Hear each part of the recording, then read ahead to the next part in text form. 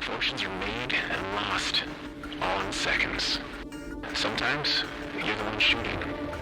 Sometimes, you're looking down the barrel. A couple bad deals, and my friends and I have ended up on the wrong side of a bad situation. One more score, and maybe we can put that behind us. Meat, machines, and magic all fight to be top dog. And us, we intend to come out on top. We run the night.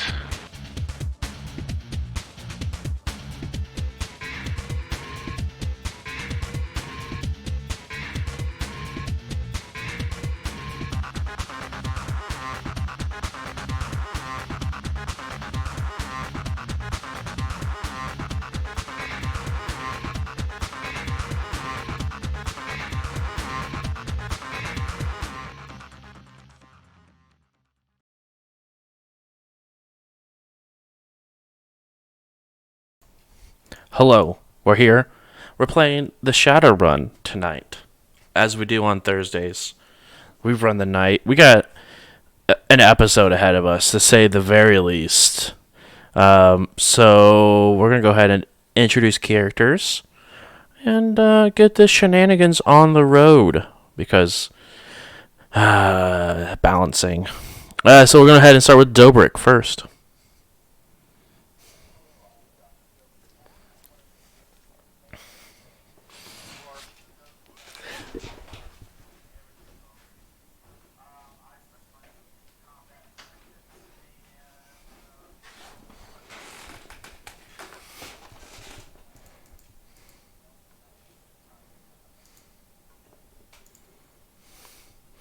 Next up, we have Karma. Hey, I'm Karma. I'm the group's shaman, conjurer of spirits, healing magic, and some illusion magic. Recently I may have come into a deal with a shadow spirit, so we're still kind of figuring out how that goes. If everyone else wants to become vampires or whatnot, blood mages, whatever, that's on them.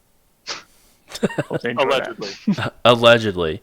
Speaking of alleged vampires since day one, Konami. Hi, I'm Konami. I would like to put something to bed right now. I'm just a blood adept. I am not a vampire, but as a blood adept, I handle the physical side of things. So punch people. Oh, excuse me. I just ate dinner. That was weird. I'm sorry.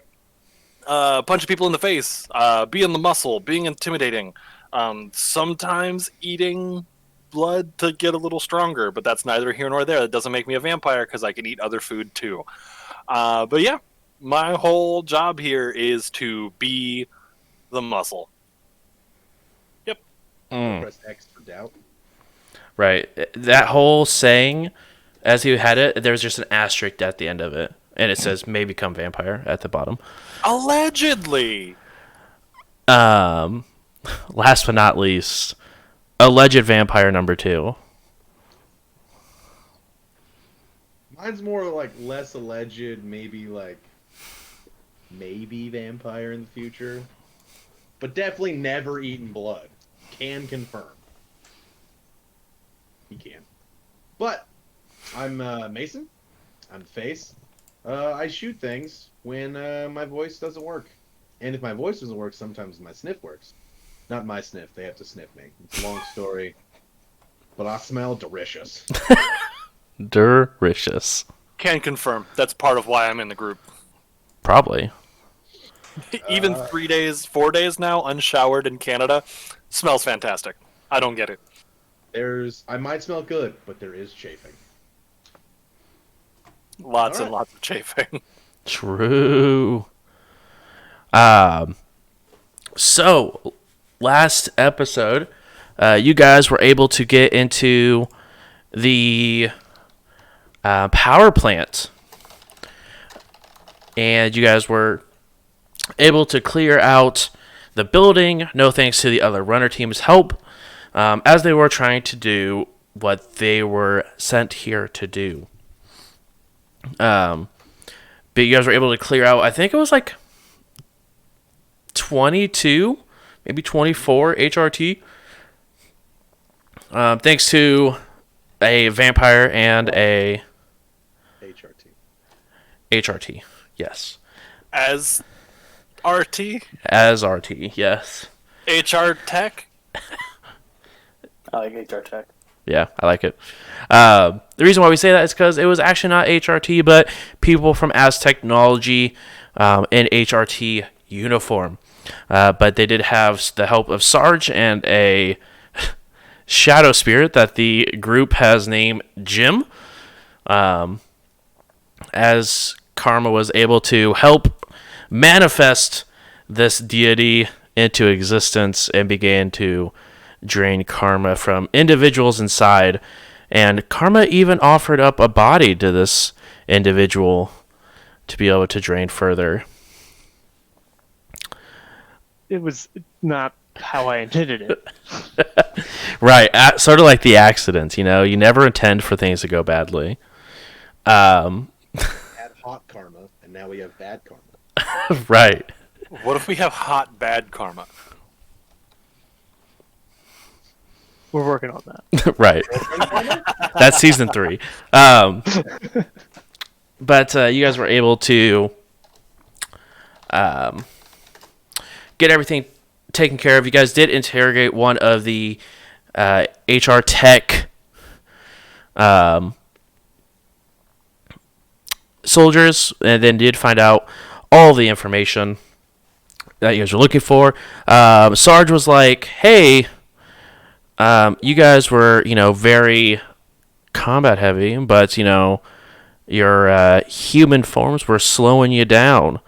So if you guys want a little speed up, a little regeneration, I can help you with that.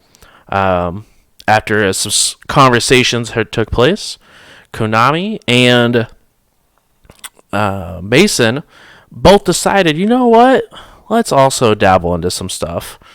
I think Mason did it for a long con because he's just been calling Konami a vampire for like 3 days now. So, but they did. Sarge did mention that no one was going to be able to come into the crypt, where the transformation would be taking place because it is a long, painful, and thirsty process. The rest of you, after Hardwire shared his displeasement with the group and how it's transformed in the last 3 days, advised he would need a couple more days to be able to really grasp what's going on, as there are some extra power outlets that need to be powered up and repaired first before the power plant could be restored, and then the Matrix. But as you guys were heading back to the dead end, this is where we picked up as you guys are currently in the parking lot outside of the dead end. What time is it? It's actually pretty late. You guys did have to wait for the sun to go down so a Sarge could partake in the evening as well. But we're looking roughly about 10 p.m. And what time are we supposed to meet, Sarge? He just said anytime you guys are ready tonight to walk to the crypt. He was heading straight there. But whenever you guys are ready for that process, that he said, make do with everything. Make sure everyone is on, in the right. Make sure no one's surprised by it, because it can definitely transform people's friendships and what they think about you after you undergo this change. I'll walk up to Ko and just kind of be like, so should we tell them? I mean, I think so. That's the right thing to do, right? Like, this is a pretty big deal, and this is a choice that affects more than us. I should probably call Kyrie. Right? I mean, if we have reception. we could just walk across the street to the portal. Oh, true. Hop through the portal, give her a call, hop back.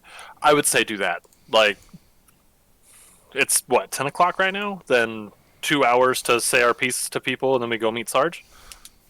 You guys, you want to just tell Dobrik and Karma while I go make a phone call? Yeah, I'll handle that. You handle Kyrie. Be gentle. This is a big thing. Yeah, I don't. I'll figure it out on the walk. I don't know how I'm gonna do it.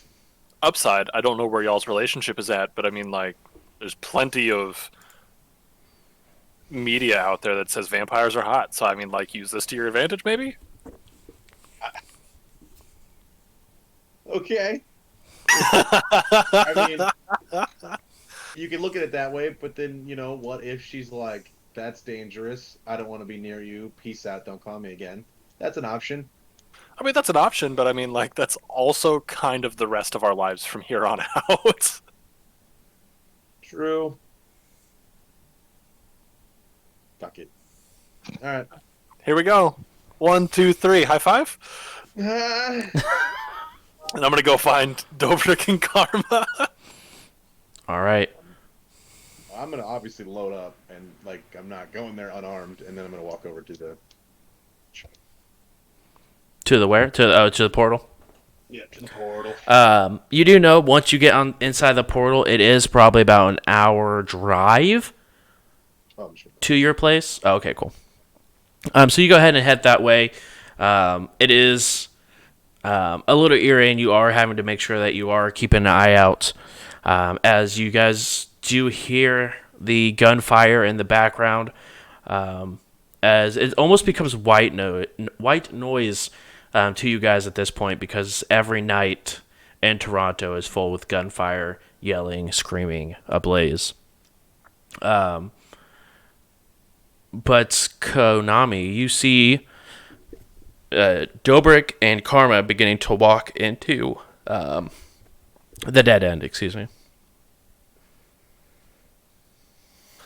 As they're walking in, hey, guys, something to talk to you about real quick. It's a little heavy, but should be quick. You do guys see Sarge sort of nod as he goes ahead, begins to head to the crypt. Gonna wave at him. Hey, what's up? All right. So, pointing at Dobrik, we just had a real big conversation back at the power plant. Karma looping you in on this. And I guess you too, Dobrik, because we didn't talk about this. Sarge just offered to give me and Mason vampirism. And I think I'm going to take it. That is heavy. Can't say I'm surprised. I mean, honestly, neither am I. Have you thought this through? If one thing about me is I like to think things through. I've put as much thought into it as I can between here and there, and it's kind of a one-night only deal. Why? I mean, I guess I can understand why, but what's going to happen to you? From the way he described it, it's 24 hours. It's gonna be painful. It's gonna hurt, and when I get through on the other side, I'm gonna be real freaking hungry. So there's that, but I'm not gonna loop you guys in on what happens there. The less you know, kind of thing. And then you saw Sarge was just an unstoppable force in there back at the power plant. I mean, yeah. That's combat wise. What about for just everyday life? I mean, you're relegated to being inside, almost the entire daytime. I don't even know what else comes with vampirism. Honestly, I don't either. I just know that this is one more step to being able to knock the foundation out from under him, from under You get what I'm saying. I really don't want this to get heavy and sappy. If Aztec is going to burn, you're going to need as strong as a fire as you can get. Exactly. So what's a little bit more kindling? I've made bad choices. I mean, What's one more bad choice? It's your body. It's your choice. Does that just basically mean that we're going to be out a Konami for the next day at least? Maybe 2, 3? I don't know how long the hunger's going to last. From what I know, it's 24 hours, and then I gotta go eat. And then I'm good. And then, I just gotta keep up on it. So, blood banks, bad people, like actually bad people. I mean, we're shadow runners. We work at night mostly anyway. We do have no short supply of bad people to drain from. Exactly. And this goes, I'm going to file this under the same category for getting into dabbling in blood magic here. Bad thing, not bad person. Sometimes you got to break a few eggs to make an omelet. Hey, speaking of omelets, you won't be able to eat any of those after you change, right? Yep. I don't know. I can't say it's worth it for me, but if that's the path you want to take. I mean, not to derail from this a little bit. Speaking of breaking eggs, what the hell was that Jim Dark Magic thing going on? It's not really. I don't think he likes that name. Oh, Well, then we need a name. I get that, like, naming something. He said naming it gives us power, but like we need something to call him. Well, I mean, as far as you guys are concerned, he won't be able to communicate to you without me. So you just call him Karma or something. Just call him Karma. All He right, gets it. well, evil karma or bad karma, whatever we say, he just drained pretty much our only witness or piece of evidence that Aztec has been involved. I don't even know. And Dobrik will gesture over to the husk of a person that's still in the back of the van, just laying there. I don't. Can he fix that? Yeah, about that. I mean, I asked, kind of like nudged towards him I figured he could possess him, like to keep him moving with us. I didn't expect him to drain his karma like that. So what you're saying is you have no control over this person. Not at all, man. This is what we call a free spirit. But I do have some control, but I wouldn't dare use that. Yeah, I don't. I mean, you're the spirit guy, so you'd be the person I'd go to with questions for spirits. This is a big question mark for me. Yeah. I should have read that contract, but I know his weakness. He knows mine. We have leverage on each other, so. You signed a contract without reading it? Why else would a spirit help us? I mean, He gets something out of it. We get something out of it. I figured it would help me fill the void in the combat area, It's pretty exhausting getting shot up every time we enter the fray. I mean, I know how it feels to be inadequate to another mage, so I don't blame you there. But, I mean, if we're going to be dealing with shadow spirits and a vampire on our team regularly, I'm anxious to see where our future's going to take us. Well, I guarantee 80% of the time, he'll help us all the time. That means like 20%. That's like a fifth of the Yeah. time. That's like not an insignificant part of the time that you're saying. I don't know, we got to bring accounting into this, man. It's So, we're worried about me having full control over my body and going and being a vampire, but Karma, you're not worried about having something that 20% of the time might just kill you and all of us. Hey, as far as I know, he was going to follow us and possess us anyway. But he offered me a deal where I offered him my body. And in return, you have no clue what you're getting because you didn't read the contract. Well, I mean, I saw there was power, immortality was written on there, I believe. Those things are. I'm not a lawyer. We should find you a spirit lawyer. Do they make those? I don't know. Spirit law has to be a thing if contracts are being written. I feel like that's more like a demonic thing. I don't know. I know a bird law expert. Maybe he knows a spirit law Bird law, yeah. attorney. It's actually a good place to start. Yeah. All right. Well, good luck, Co, with your business, I guess. Where'd Mason go? Mason went to call Kyrie real quick because he's taking the plunge with me. Oh, two vampires. Did I not mention? I thought I did. I'm so sorry. I thought I said Mason and I. I've been wrapped up in my own thing. That's really selfish of me. But yeah. So that's the thing. He went to go call Kyrie real quick to loop her in because it's a big decision that's going to affect all of us. I really wanted to make sure we were all on the level before anything happened, and it was just a surprise. That kind of makes me feel better that you're both doing it. Like, one of you is kind of like, ooh, should we have an intervention? But two of you, it makes it kind of a thing. Group addiction. It's better than one. Man, I kind of feel like the odd man out, but I guess it's not normal. Or How so? Normal.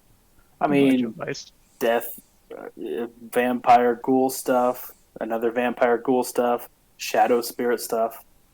I'm just a normal guy. I studied. I work hard to get where I am now. I don't really rely on. I never really relied on dark magic. You're damn good at what you do. There's nothing just quote normal about you, bro. I appreciate that. Yeah. Also, when we're back, I know somebody you might want to talk to. Of course. I'll be sure to read the contracts, I guess. This isn't like spirits. This is something that you can just make a quick phone call, have a little bit of an interview, then maybe learn some new skills. You like studying. This is a lot of studying. Yeah, blood magic is something that they didn't really teach us at MIT&T, so whole new world in that, that jazz. It's a lot more feeling than like anything else, at least from my aspect of it, because like adept works a little different than full-on magician, but at least from what I know. Do you think anything's gonna be affected with your blood magic-y adeptness was gonna change when the vampirism hits? I love it when you use big sciencey smart words. I don't think so. I think it's kind of like double dipping. Like I have to consume it anyway, which has already been kind of gross. But if that's my main form of eating now, if that's my only form of eating now, then it's just like I could go for a snack. You know what I mean? If you eat the blood, can you not store it in the athame anymore? I think I could do both. It's worth trying. What you need is a grill that you just turn into an athame. I could make that happen. That's actually awesome. A third athame wouldn't be a bad thing. Just have. Eventually, I'll just turn to like. But a athame. I can get like a camelback, and just fill that with blood. So when we're going, I think we're getting a little bit morbid here. But is this like good dark humor? Don't those need to be at a certain temperature, or else they like coagulate or something? Yeah, we put like a little heater in there. Like the things that you put in like your gloves to keep your hands warm. Oh yeah, those hot hands. Yeah, we get like. Speaking of, sorry, I'll pull out the bag of like blood mage reagents with all the fingers and eyeballs and hand it to Karma. I'm like, can you use any of this with your type of magic? I'm gonna roll composure. Okay. Please throw up. Please throw up for the love of God. Just throw up. What's my challenge rating? Go ahead and roll, and I'll tell you if you make it. Oh, I actually got 5 hits. That's really Oh yeah, you absolutely make it. It's still like extremely disturbing to see, but you're not like throwing up because of it. I kind of just wish I'd thrown up. Right. In the bag. Now they're preserved. No, I have no idea. I mean, it just looks like a bunch of organs to me, man. I mean, I just knew you used some weird stuff as your reagent, so I didn't know if this would help you out or not. Usually the stuff I use doesn't have any alive flesh on it. One deep weed joint isn't reagents. Not technically. If only. I don't know if I don't think I can use these for anything. All right, I'll just guess throw them away. I don't know why I held on to these.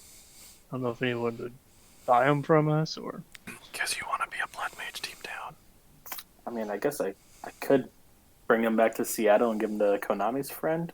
I don't know. I don't know if there's like a shelf life on this stuff. It just It's sorry, probably not this person high. was killed like five days ago. It's too far away. Yeah. Also, you have a sacrificial knife. That gold blade, you're halfway there. I mean, are you suggesting I should get into blood magic? I'm merely pointing things out. You know, I was just reading Blood Magic Weekly, and there's a new article about life and death magic. What?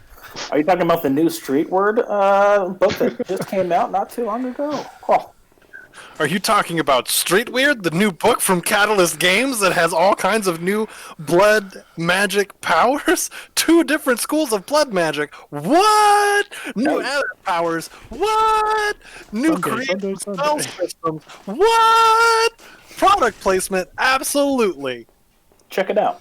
I don't even have to do it. All right. Well, I'm gonna go make sure. I'm gonna go make sure Hardwire's all right. I think he had a bit of a day. I would agree. Co, if you need anything before you go, let me know. Alright, nah, I'm gonna rock on down to the portal and make sure that Mason's okay. We're probably just gonna go straight from there, so don't expect us back until like I'd say maybe tomorrow morning before the sun comes up. Like 24 hours and then like before the sun's up on that second day.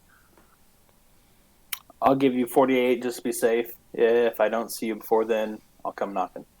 Alright.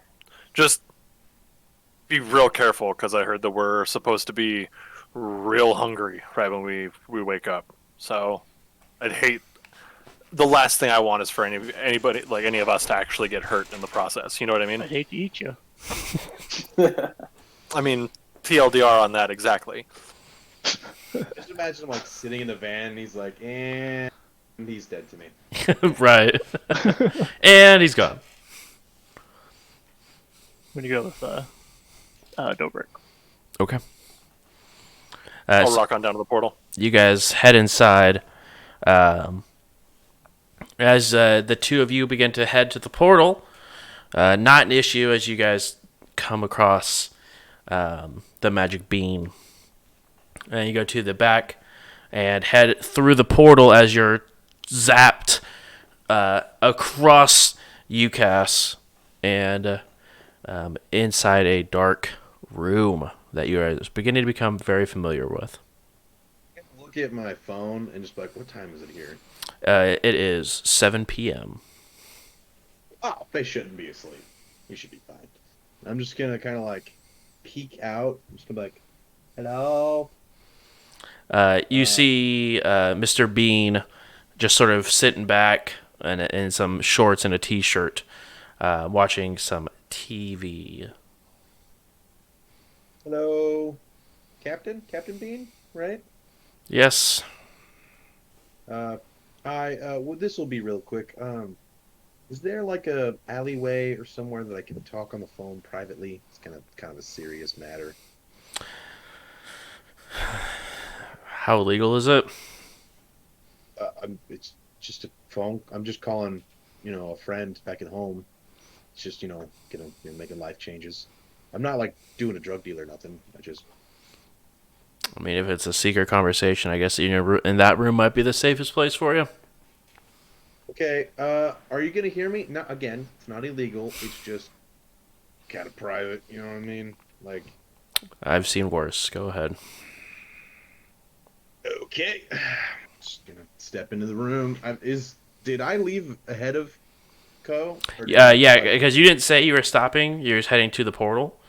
So Co hasn't come through the portal yet, and wasn't sort of gave you sort of any indication that he was following you through the portal.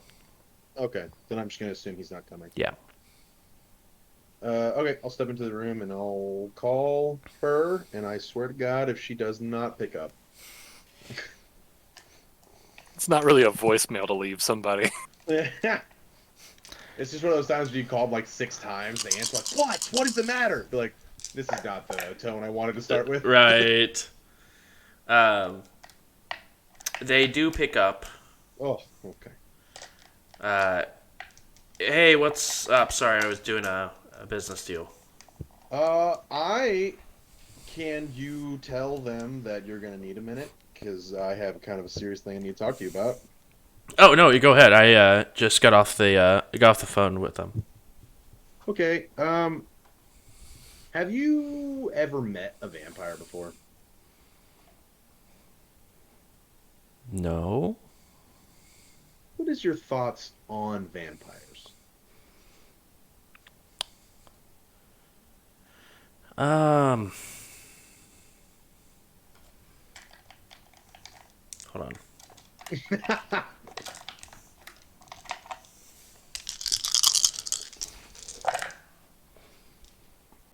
I'm gonna treat this as if I'm telling my actual wife I'm about to become a vampire. Are you okay? Yeah, can you just answer the question? You're worrying me, Mason. I've been presented with an offer. To become a vampire. I mean, you're really reading into it, but And you're not? Yeah. Okay. Yes, I've been offered by a good vampire to become a vampire, but I'll be much more powerful. I'll be able to defend you guys and keep everyone safer. I think.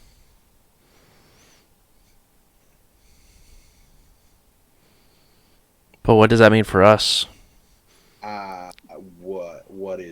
What is us?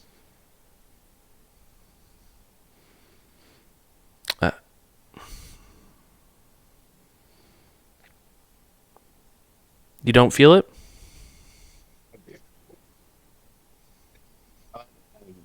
Well, I mean, of course. I mean, I gave you a place to live at my house. I mean, So I have a room. I'm the same as Konami, Karma. No, you have a room in the house. They live in the basement and barn.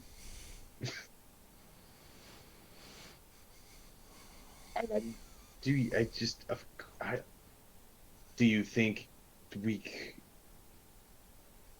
So when I get back, if I'm not a vampire, you're telling me you would go on a date with me, but if I became a vampire, would you still? It's a lot to think about. I mean, is it happening soon? I mean, this is changing your life. In like potentially 2 hours? What two? And you're just now. This is the first time I've been able to call you. I'm kind of in a location that doesn't have signal. I had to literally teleport across the nation just to call you. You know, that's kind of what love is, right?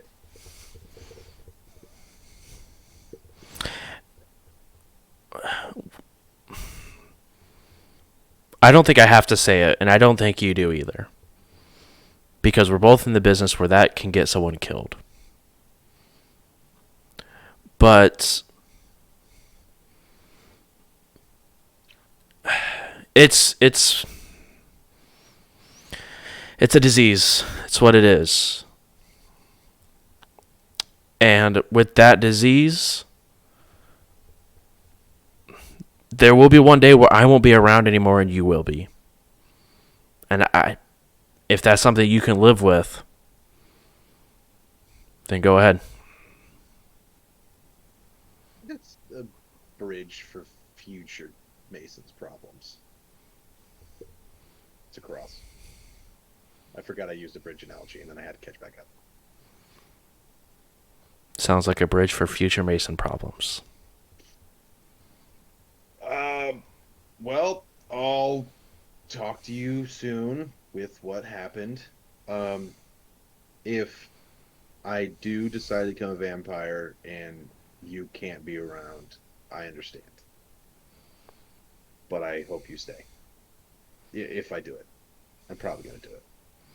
I'm definitely going to do it. In the background, you hear her calmly go off. And usually she's the kind to be like, hey, I have to take a phone call. But it keeps ringing while she's on the phone with you. Over what sounds like a speaker comm, you hear, hey, V, you there? V. You just hear that as he's talking about mid-sentence, it cuts off. Kyrie? Yeah, I'm still here. Look, it's a lot of information to take in. I'm sure you have your reasons to do it.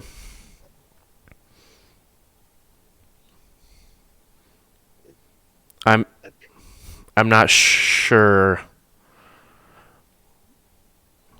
Not sure what it would be like for us. I'm not saying you don't do it because if you think it would make you better at what you do and think it will make us safer, I know you'll make the right call.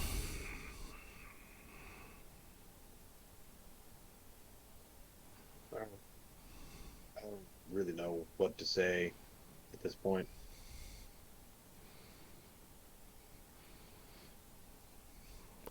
I'm gonna do it. It's gonna happen. So just know that now. Next time you see me, I will be a vampire. Just gonna get that out there. If you leave, at least say bye.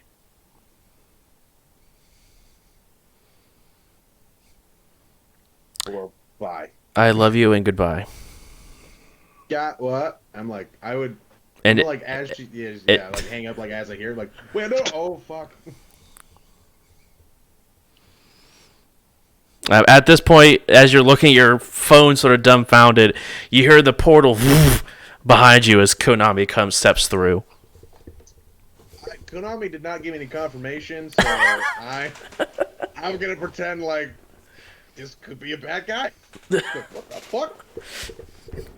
But amongst your confusion from your phone call as well as something coming through the portal, you hurry up and put your comlink and off to the side and get your P90 off the sling as you see Ko sort of up here on the other side of the portal.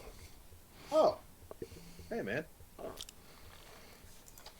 Walking through to see a P90 in my face, I've got the letter opener out and ready to go. Just like, oh, Well, no, it would have been like like a Tarkov moment, like okay. Then it would have been like halfway there, just like, okay, and like put it back in the belt. How'd it go? You good? Good news. She said I love you. Hey. Bad news. Don't know if she's gonna still be there when we get back. Less A. Okay. But I mean, she wasn't absolutely like, ew, disgusting, no, if you do that, I'm gone. It was like a... So it's like a 50-50 shot. Maybe, I don't know. Okay. I'm leaning towards the, we're gonna be good, because she said I love you, but that could have been like a, I love you, goodbye forever. Who knows? We'll find out. I could be out of a, fixer. And girlfriend. was gonna say, finish that sentence. She's more than a fixer.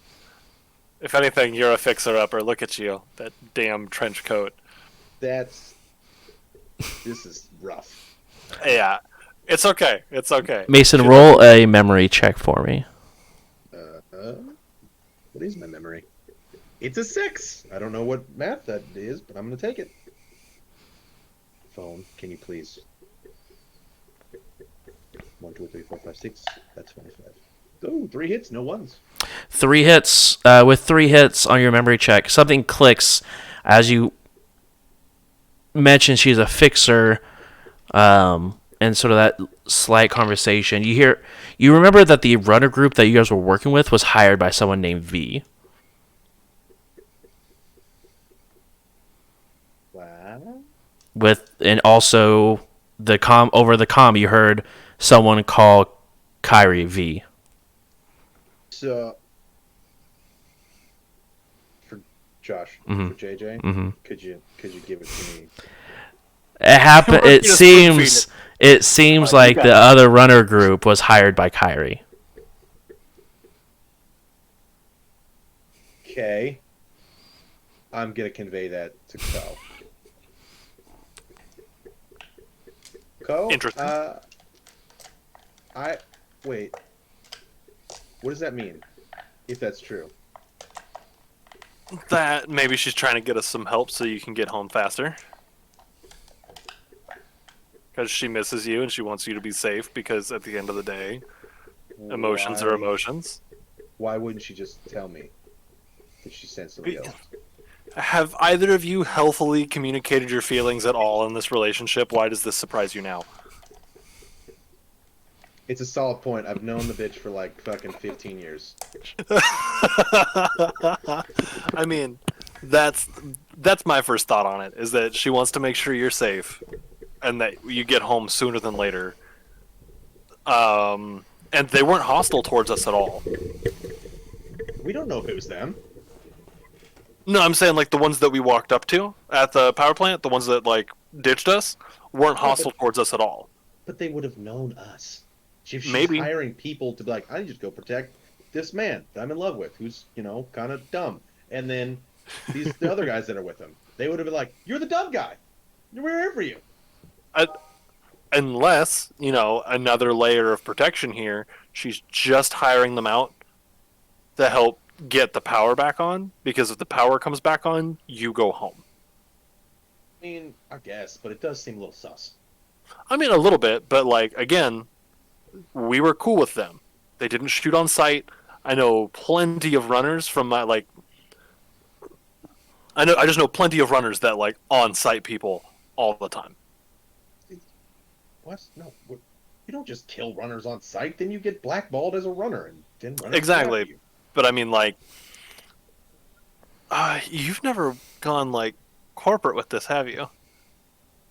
I mean, I was corporate, but I didn't. But, like, as a go runner. corporate. No, I stay away from that. Yeah, no, once you get into the corporate world, it's on site for a lot of things, because like you eventually just kind of get roped in and on retainer for a specific corporation, and anybody that's not yours is bad. Well, you're always in danger, and I'm not leaving your side, so it's just strength. This is just strengthening the reason why I need to become a vampire. All right. I mean, also, Captain Bean could definitely hear us. He definitely knows now. being a vampire is not illegal. It just sucks. Eh. Ooh, maybe Captain Bean could give us jobs that only vampires can do. Hey, Captain Bean, do you have any of those jobs? No response. He can hear us. He's bullshitting. Well, time frame, tight schedule. We need to meet up with Sarge if we're doing this. Doe and Karma know. Also, Karma made a really bad deal with that spirit with Jim. We don't know the particulars, but like, he didn't read the contract before he signed. So is he gonna like eat? Is Jim gonna eat Karma's soul or some shit? Nobody knows. We don't know the particulars of the deal. So let's handle our business first, and then once we get home, we need to start looking into like a spirit lawyer or something to maybe get him out of this contract. I mean, our deal seems way more plausible now, and I don't feel as bad anymore. Karma did say he knows somebody in bird law. Do you think bird law and spirit law are anywhere near similar? You hear Captain speak up. No! Ha! I knew you were listening, you liar. Told you! Also, it's not illegal to make bad deals with spirits. You got nothing on us, Captain Bean. Is It's actually it? the most legal. It's actually the most legal. There's a contract and everything. Beyond life legal. Right. Anyway, we need to make this appointment if we're going. So, one foot in front of the other because we are stepping. Sure. Captain Bean, would you care to join us? For where? Never mind. A vampire named Bean sounds weird. We should leave. that laugh is in character. Just what the fuck? As I walk back out the portal. As you walk through the portal, Mason, you notice the portal shifts. It's been like shifting the entire time clockwise as it goes. But as Konami steps through it, you see it like shift and it almost stops, goes backwards a little bit, and then continues to roll forward. Have I gone through yet? No, right now it's just Konami that went through.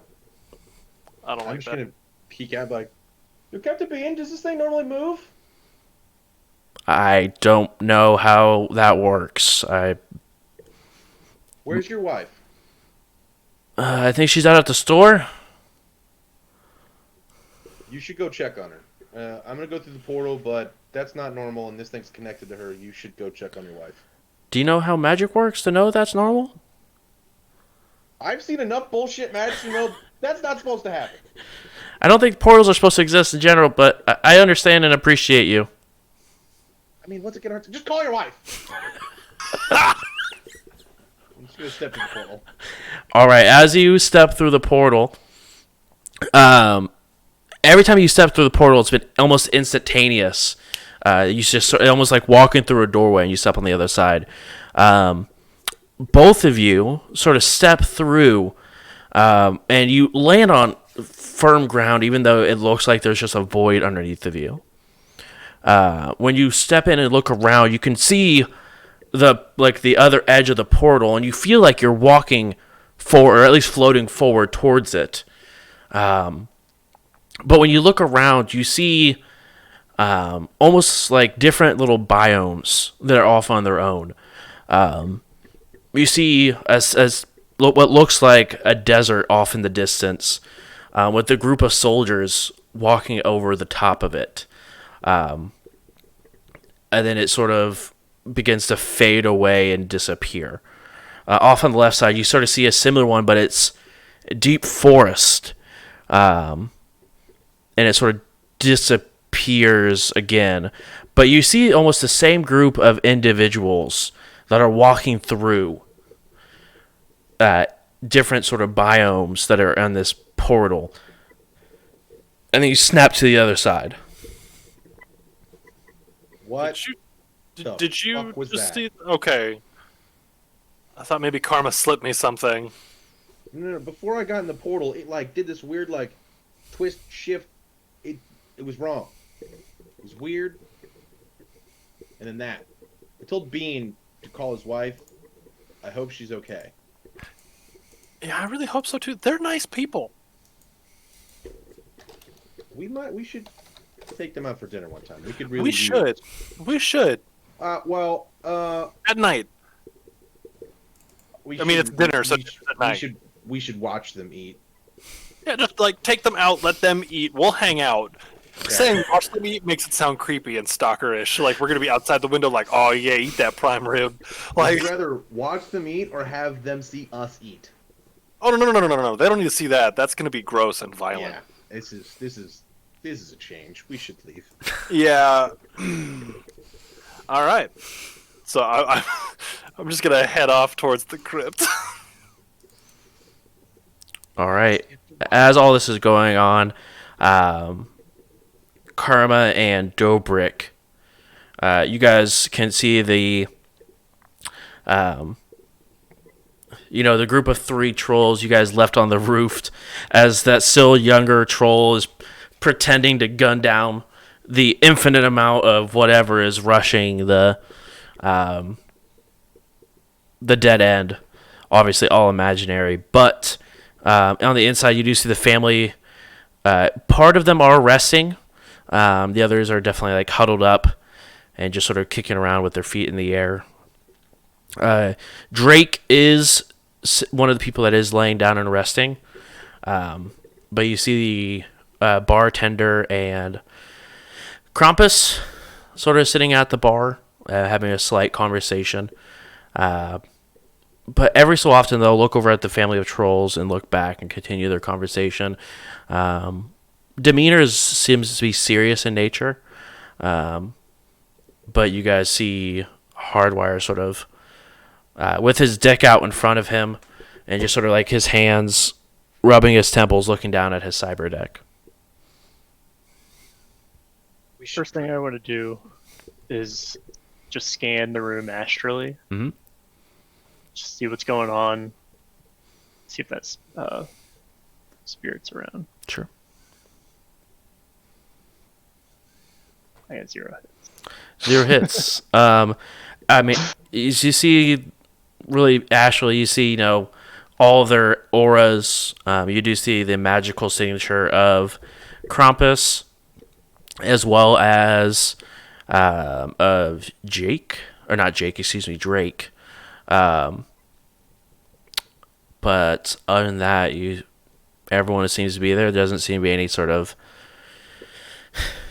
aura or anything matching the spirit that would is just hanging out in the astral. Okay. Switch back to normal.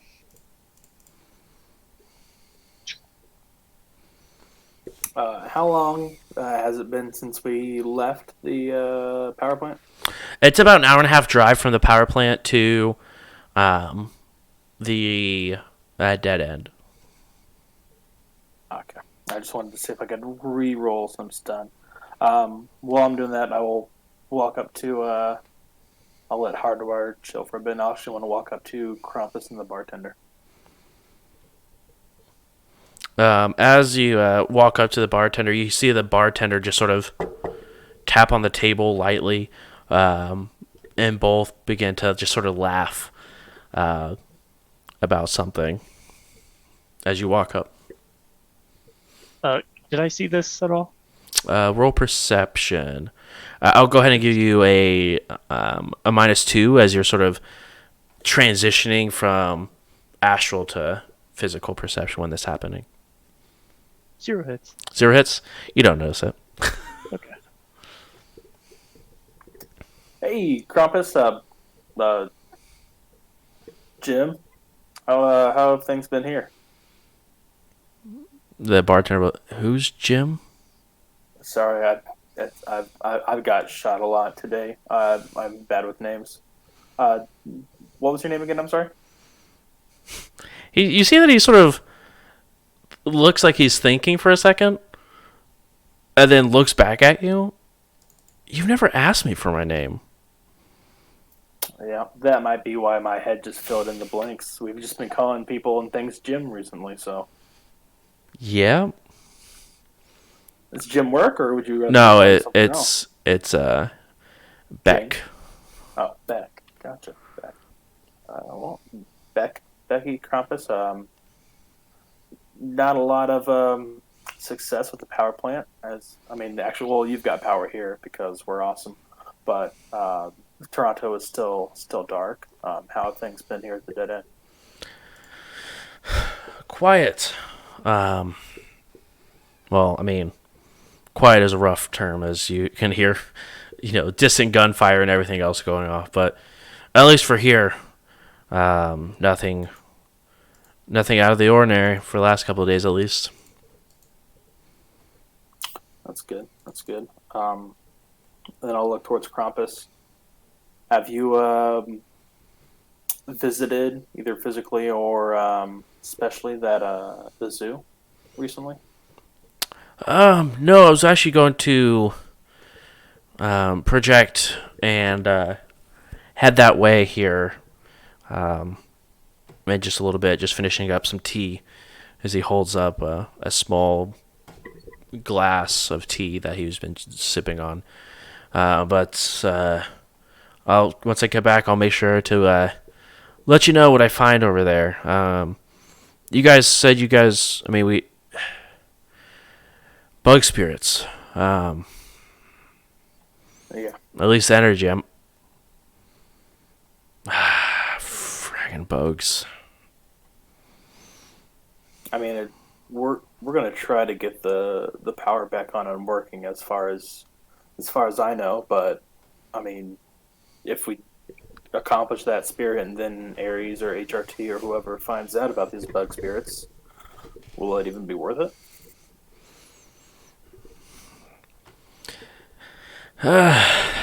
Your guess is as good as mine is. I honestly don't know.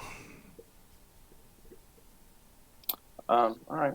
Well, Beck, I wouldn't mind a tea or a coffee as well.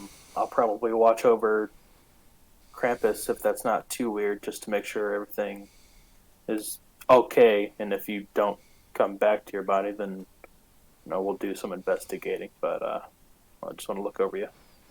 He his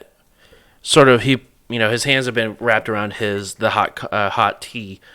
He sort of puts his hands together in like a fist and then covers it in a ball and bows towards you.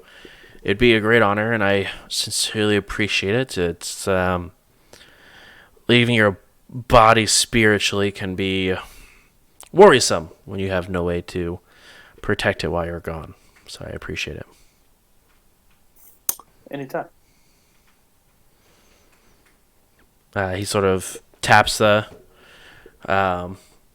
bar and finishes off what part of tea he has, as Beck does pour you a glass of hot water, and Krampus pulls out a small tin box where he opens it up, and he actually has tea bags that he'll go ahead and put a bag of tea in the hot water for you. This right here, this is the real deal. Like this tea or like the situation? Or The tea and this, I guess both.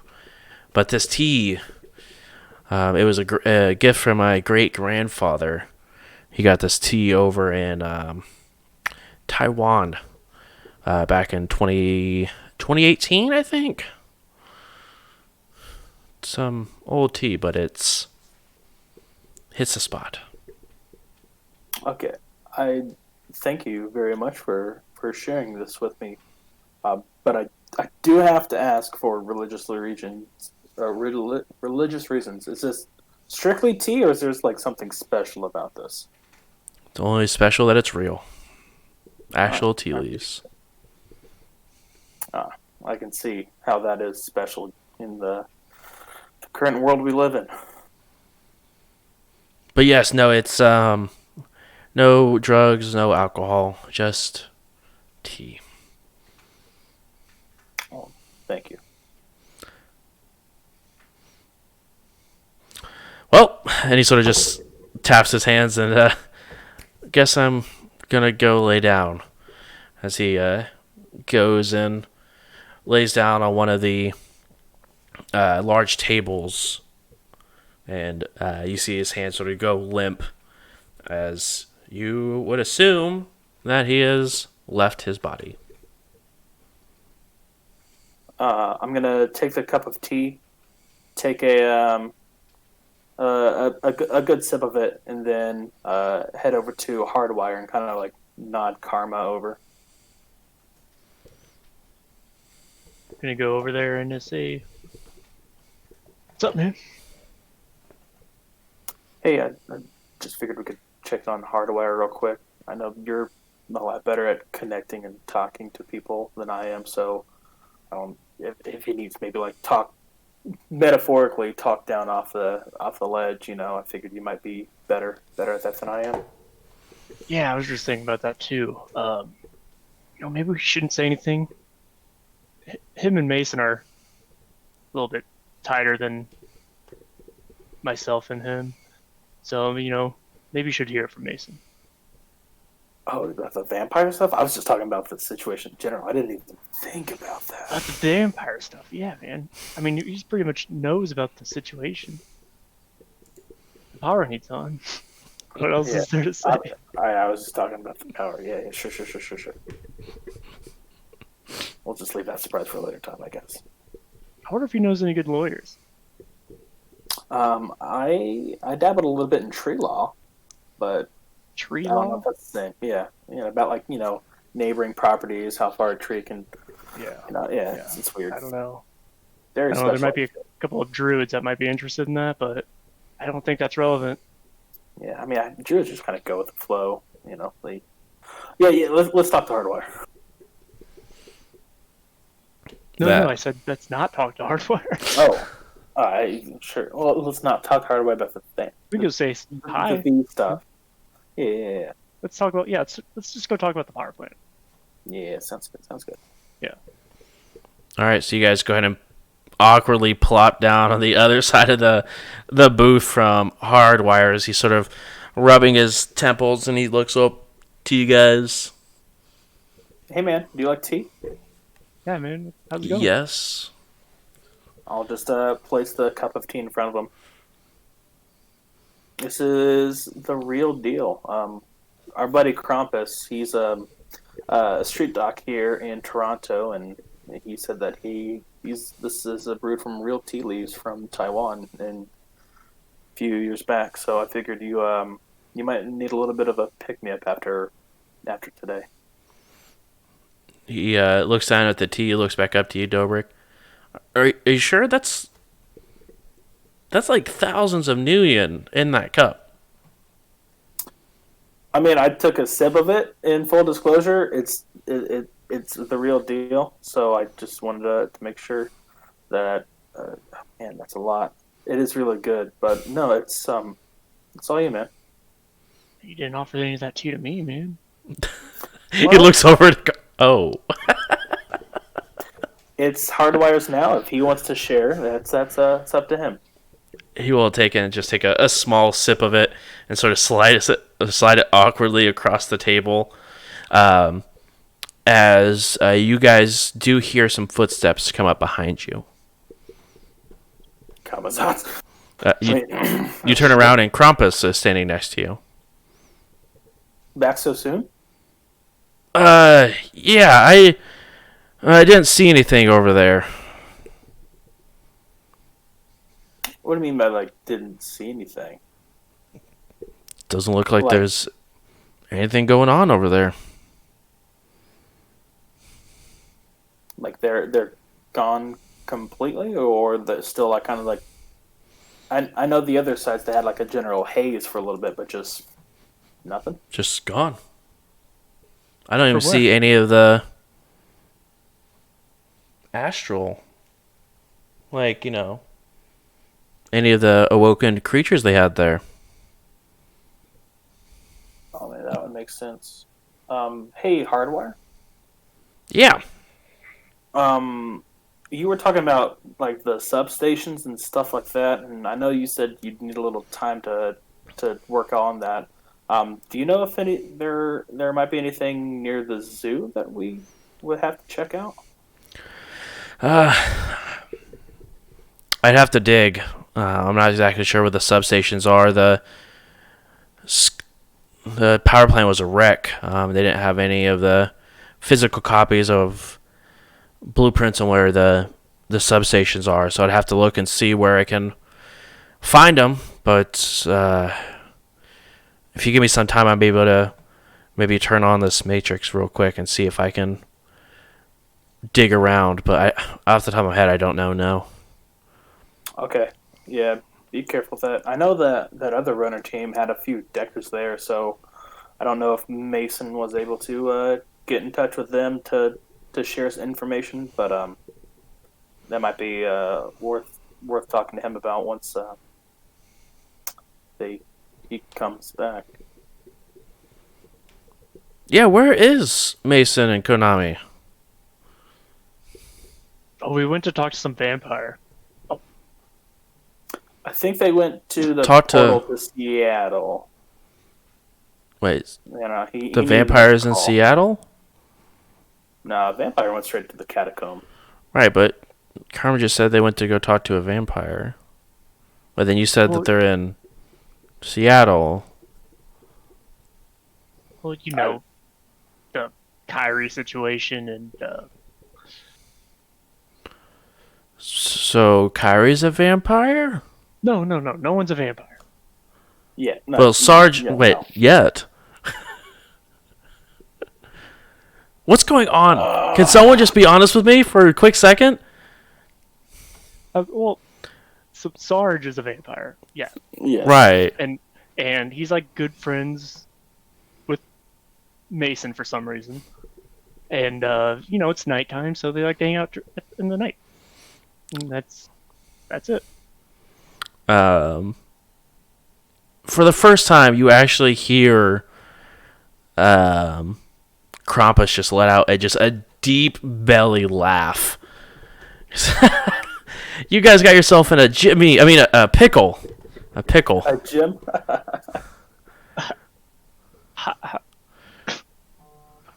Oh, Blazeball. I remember those good old days with pickles and stuff. What is a baseball?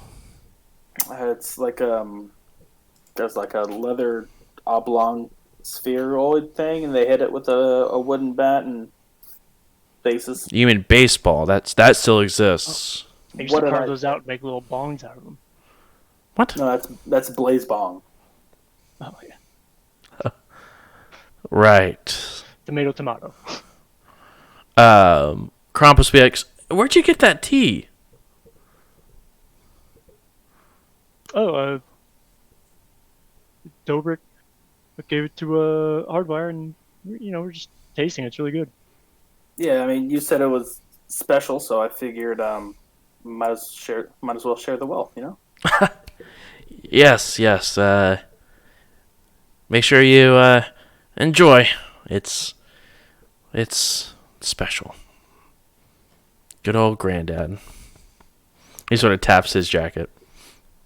Wait, is this tea made from your granddad? No, that'd be weird. Yeah, that would be weird. It's like a very weird thing. Hey, can I roll like memory, or if it's even worth it, on toxins and drugs? Sure. Okay. See if I recognize if this is a drug or not.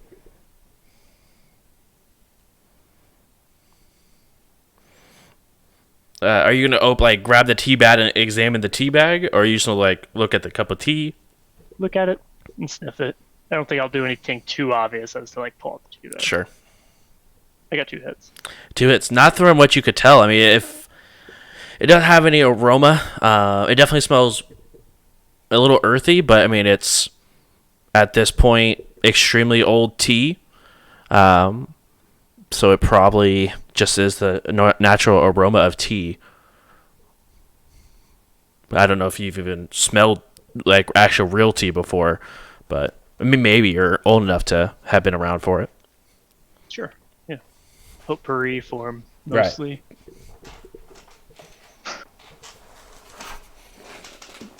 Well, I don't know about you guys, but I'm exhausted. It's been a long day. I got up at 7 this morning. Yeah, 7, went to Seattle, came back, went to the power plant, dealt with that stuff there, and now this. Wait, you guys went to Seattle? Krampus sort of piques his interest. Yeah, it was weird teleportation magics that I thought did not exist in this world, but it's Toronto, man. You learn something new every day. Who taught you that? Or showed you where it existed, or? So I didn't.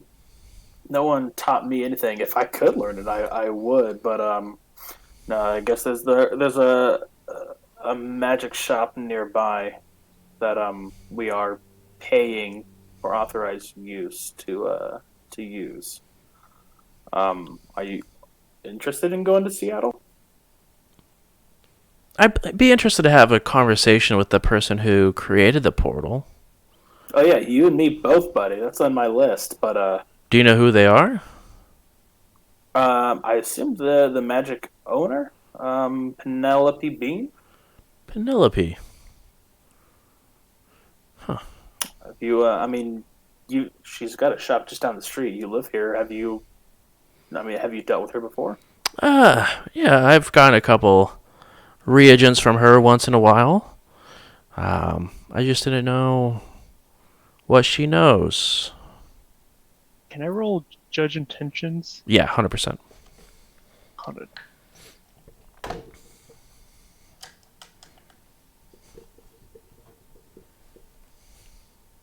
Two. 2. Okay. I will send you a message.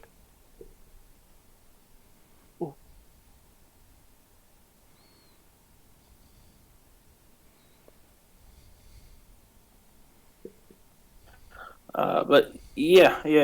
She's that, and then I'll start pulling out the little rabbit foot.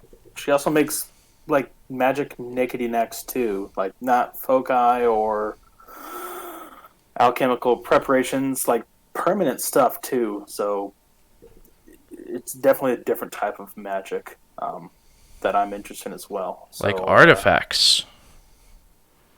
Possibly, I guess. You Can know, I sense him real quick? Mm-hmm.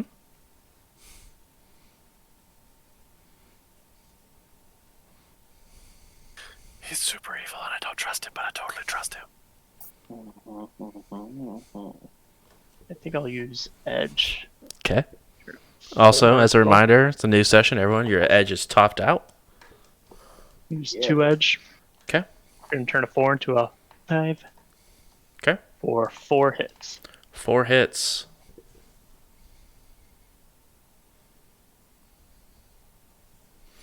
Okay.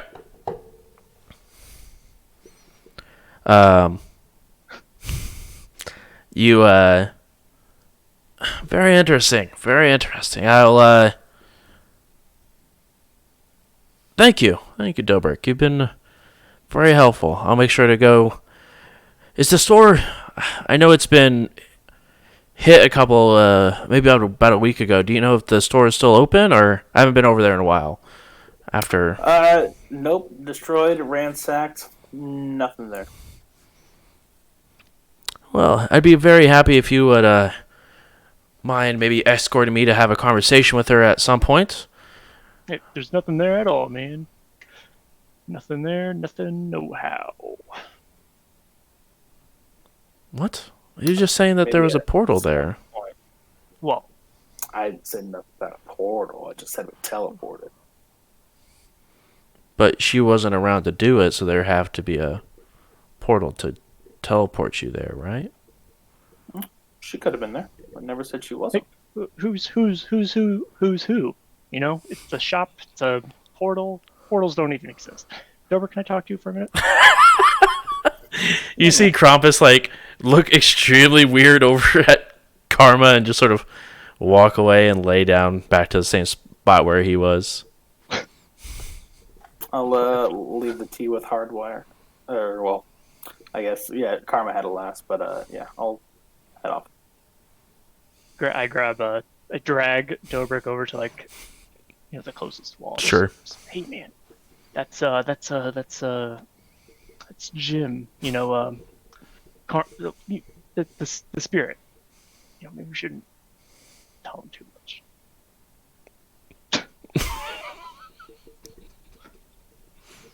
Where the fuck's Krampus? I don't. This is something. I bet that is Krampus. Now that I kind of think about it for a second. No. Krampus could still be investigating the bug spirits, and Jim just took over this guy. I don't know. Spirits don't know how to just be humans, man. This is Krampus right here. Yeah, I mean, I know this is the physical embodiment of Krampus or whatever Troll. this is, but if Krampus's like aura is like out and about by the zoo, can't your boy just hop in this unused vessel and just run amok? You're speaking another language, man. If you can, I don't know what's going on. What I do know is maybe Krampus is in there somewhere. Maybe Krampus is somewhere else, but his body's right here. If his body's safe, Krampus is mostly safe, but we don't want to make this guy angry. So maybe work with him a little bit, but don't give him too much. I'm saying if you could use the 80% control that you have over this guy to leave our doctor friend alone. I don't have 80% control. I have 80% of the time. I have 100% control. Okay, yeah, I forgot that's kind of the math worked out on that. Well, if this could be one of the 80%. All right. What? It's not really a bridge I want to cross right now. Let's just play it cool. All right. We can come out on top. All right, fine. Hey, Matt, roll. Do you have any magic? What knowledge skills do you have? No, I do have Arcana. Okay, go ahead and roll memory, and you'll get a point of edge.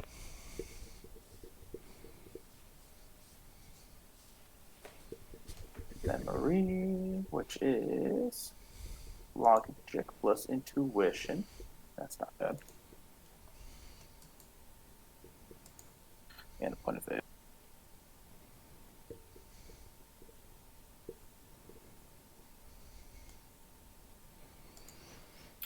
I'll use 2 points to make 4 of 5. 4 hits. 4 hits. A couple things that worry about you with this whole situation. One, if Jim is in there, does that leave room for Krampus to return? Also, if Jim decides to take a stroll with Krampus's body, then the spirit doesn't know where to go in order to gain back. He has, I think it's half his magic to get back in hours. Yeah, it's got a while. Yeah, something like that. He can be outside of his But- body for I think a number of hours to kill the magic, something. But if he decides to go off on an adventure to, say Seattle, where he's not near his body, he may be forever lost in the astral. Yeah. Well, you see, Matt was thinking that as of 2 minutes ago, when he thought Krampus was evil, if he can get him to project again, we could do that to get rid of the threat. But this is something Dilbert's thought about. Perfect.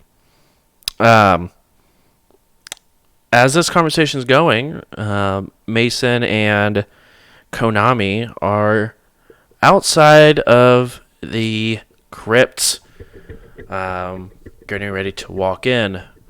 And that is where we'll go ahead and take our break. As Mason thought we were going to do something funny, but he just ran across the room. But we're going to go ahead and take our break here. We'll be back in about 10 minutes.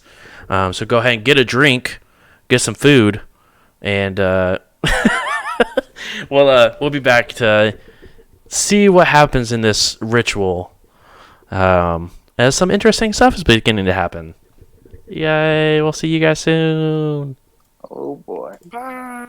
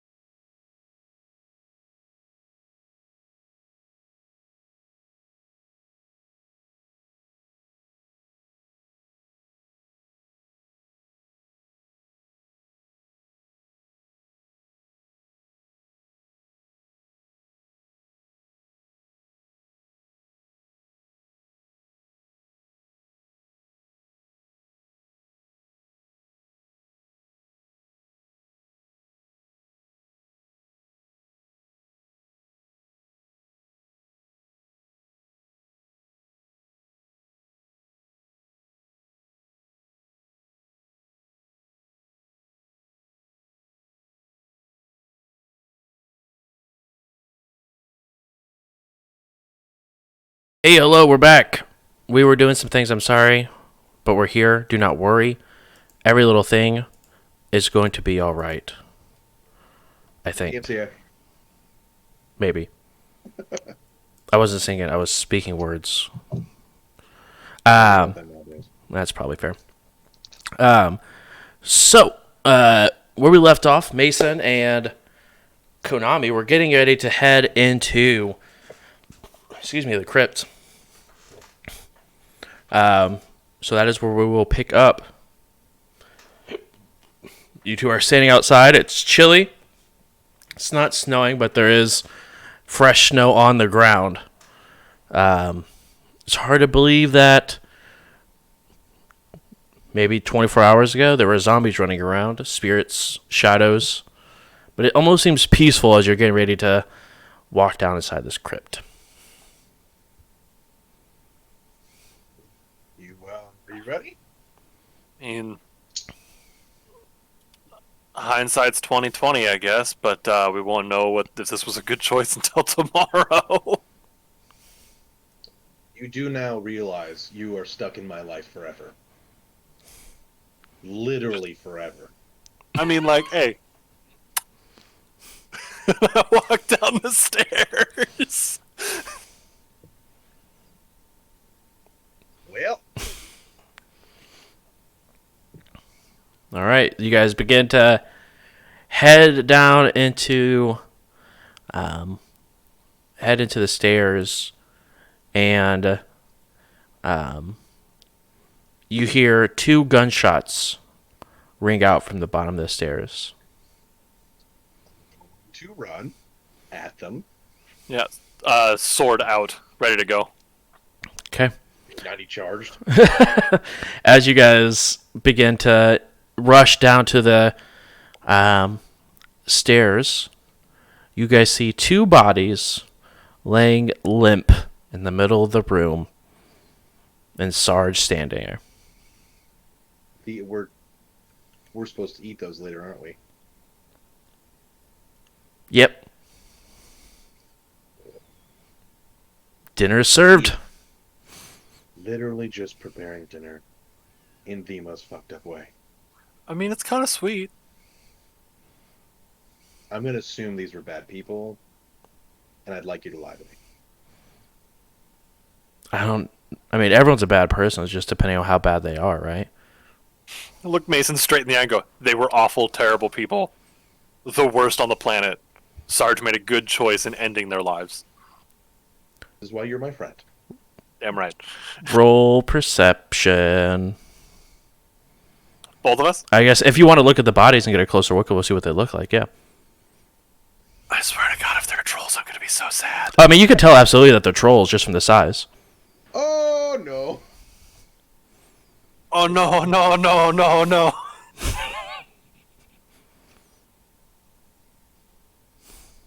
a 9. Okay. Oh my god, I got 5 hits.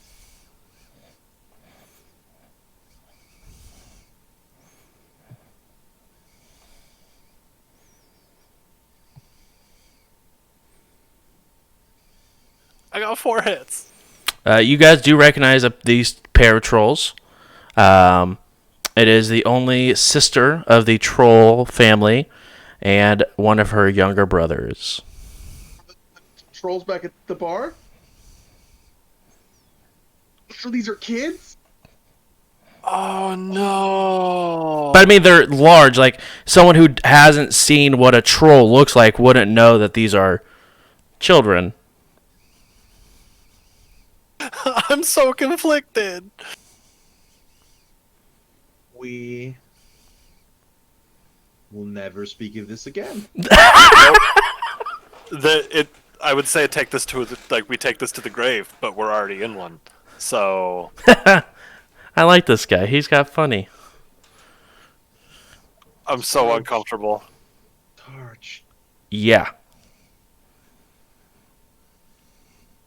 In Look, Sarge's you guys- defense, Mason, you guys don't are- know the difference between an orc and a troll. So But I know the difference between I recognize that face. Look, you guys know where food was anyway. You guys were going to go out and hunt, and the closest thing to food is going to be everyone inside that place anyway. He has a point. All right, let's eat this done. We're already here. Let's just hurry up and get this done. And Dobrik and Karma will never know. Especially Hardwire will never know.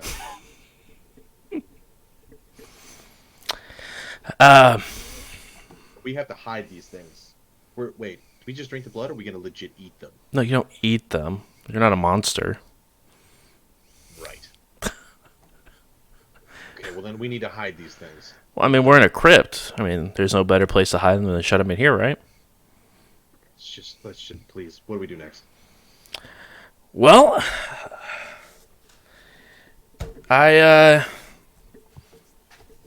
it's going to be painful. I have to drain your complete life essence out of you. You lay in a comatose state for 24 hours. You come back, you wake up. You'll have a little bit of essence back. And you'll drink until you're full. Can I get one promise from you? Maybe. Touch no one else in that bar. Yeah, I just wanted to make sure that, you guys were taken care of. They were wandering around. I figured, this place is a hellhole anyway. They probably deserve to die. Whatever your motives, just the bar is off limits for blood from now on.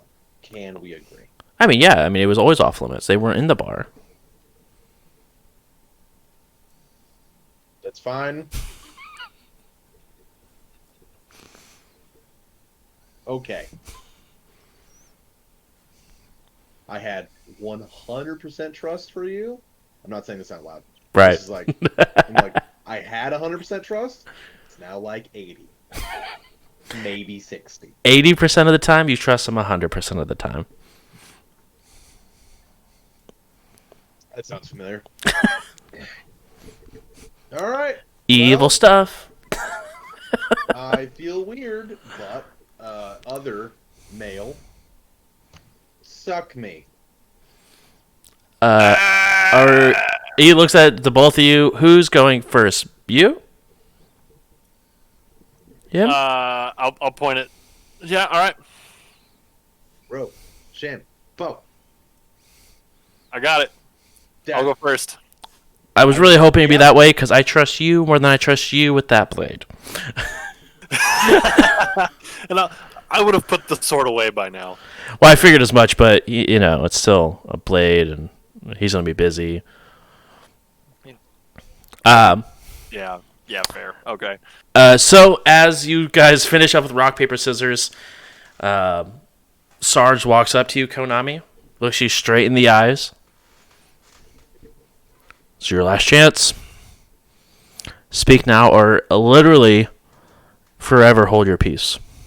Don't say that. I literally just told this man he's in my life forever. Now I feel like we're getting married. That's weird. Don't do that. Let's do it. I'm going to look over at Mason and go, I do, bitch.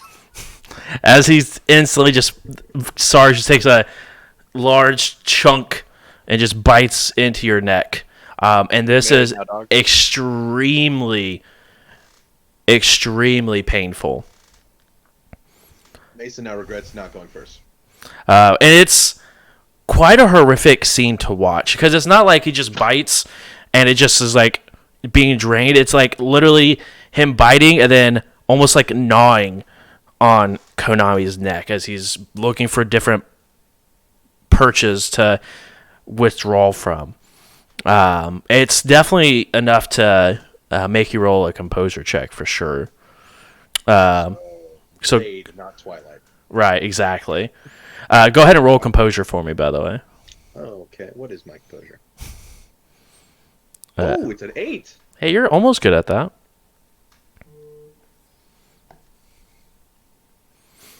Three hits, 1-1. 3 hits. You're able to keep yourself still, but you knew the process wasn't going to be pretty. But actually seeing it take place, knowing his life will never be the same, and knowing that you're getting ready to go through this with your conversation you just had, starts spinning in your head. You start thinking back to getting the farm, meeting Kyrie, everything you've experienced up to this point, the phone call, what does that mean? And then next thing you know, Sarge is sort of wiping the blood away from his face, and you see Konami lifeless on the ground. Crazy weather we got lately. It's cold. Do I stay here? You're next. Okay. He looks at you straight in the eye, same how he did Konami. It's your last chance. Just do it. And in a very similar fashion, he just bites down and begins to drain your essence. As this is going on, Dobrik and Karma. You guys are upstairs. Some time has passed. And probably let's say like maybe an hour or two has passed at this time. You begin to see the trolls sort of stand up. A couple of them begin to look outside. They should be back by now. They only went down to check the alleys, make sure there was no Lotus or anything hiding out. They should be back by now. Dobrik will lift his head up from the cot as he was almost asleep. Who did what now? We had two of our siblings go out and check and make sure that there was no one lying in wait or anything like that, but it's been too long. Why would they go out? It's what we do. You guys are the only ones that have to survive. Couldn't they have chosen like an earlier time, like 10 a.m.? Right, isn't it like Brought back midnight almost now? Yeah, it is roughly about midnight. But I mean, with the gunfire and everything going off, it's easier to sneak around. That's true. Do you want me to go look for them magically? If you can. I don't know how that works. As long as they're not underground, I'll search all the nearby buildings. Where were they supposed to be checking? Just the nearby alleyways? Yeah, just the nearby alleyways. Like, realistically, they should be within shouting distance. All right. Well, you open the door and shout. I'll take a look. All right. Thank you. And Dobrik will go ahead and switch willpower to intuition and then astrally project. Okay.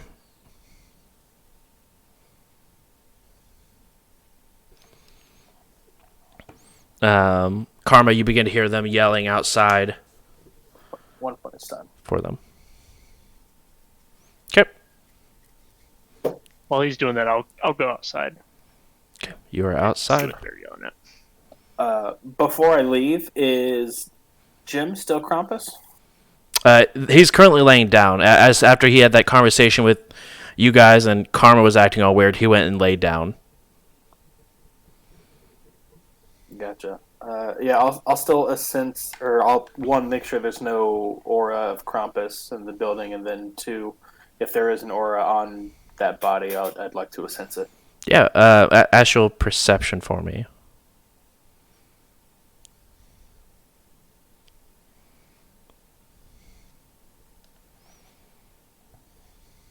I got one hit on perception. Okay. When you're outside, you hear some of the trolls yelling for Sarah and Mark as they're yelling around and not trying to wander too far. But they're outside almost in the middle of the street. I mean, there's no traffic or cars or anything passing by, so it doesn't seem dangerous. But they're outside yelling. How many people are outside yelling? About 6. Oh. I'm gonna start like kind of calming everyone down, like, hey, like shushing them, like, we'll figure them out. But I don't think if they haven't heard us yet, they won't hear us later.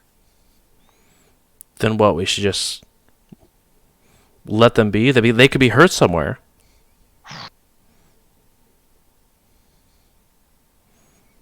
Dobrik and I are gonna look into it. I mean, they can't be too far, right? They shouldn't be.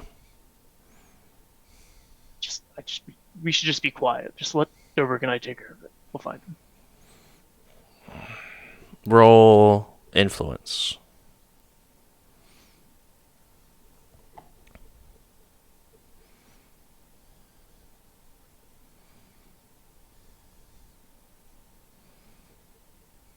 I'm gonna roll. How many edges is it to re-roll 4. entirely? Oh, Edge. I'm gonna do that. Okay.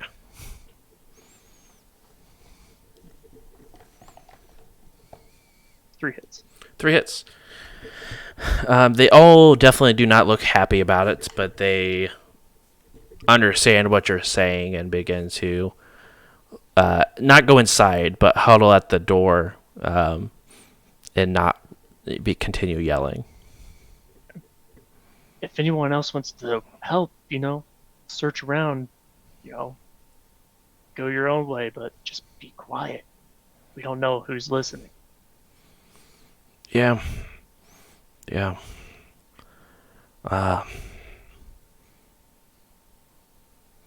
begin to hear a couple of them talking. Should we wake up Drake and let him know that they're missing? No, he deserves to rest. He can't be awake all hours of the day. Let him rest. I'm sure they're just getting food or something.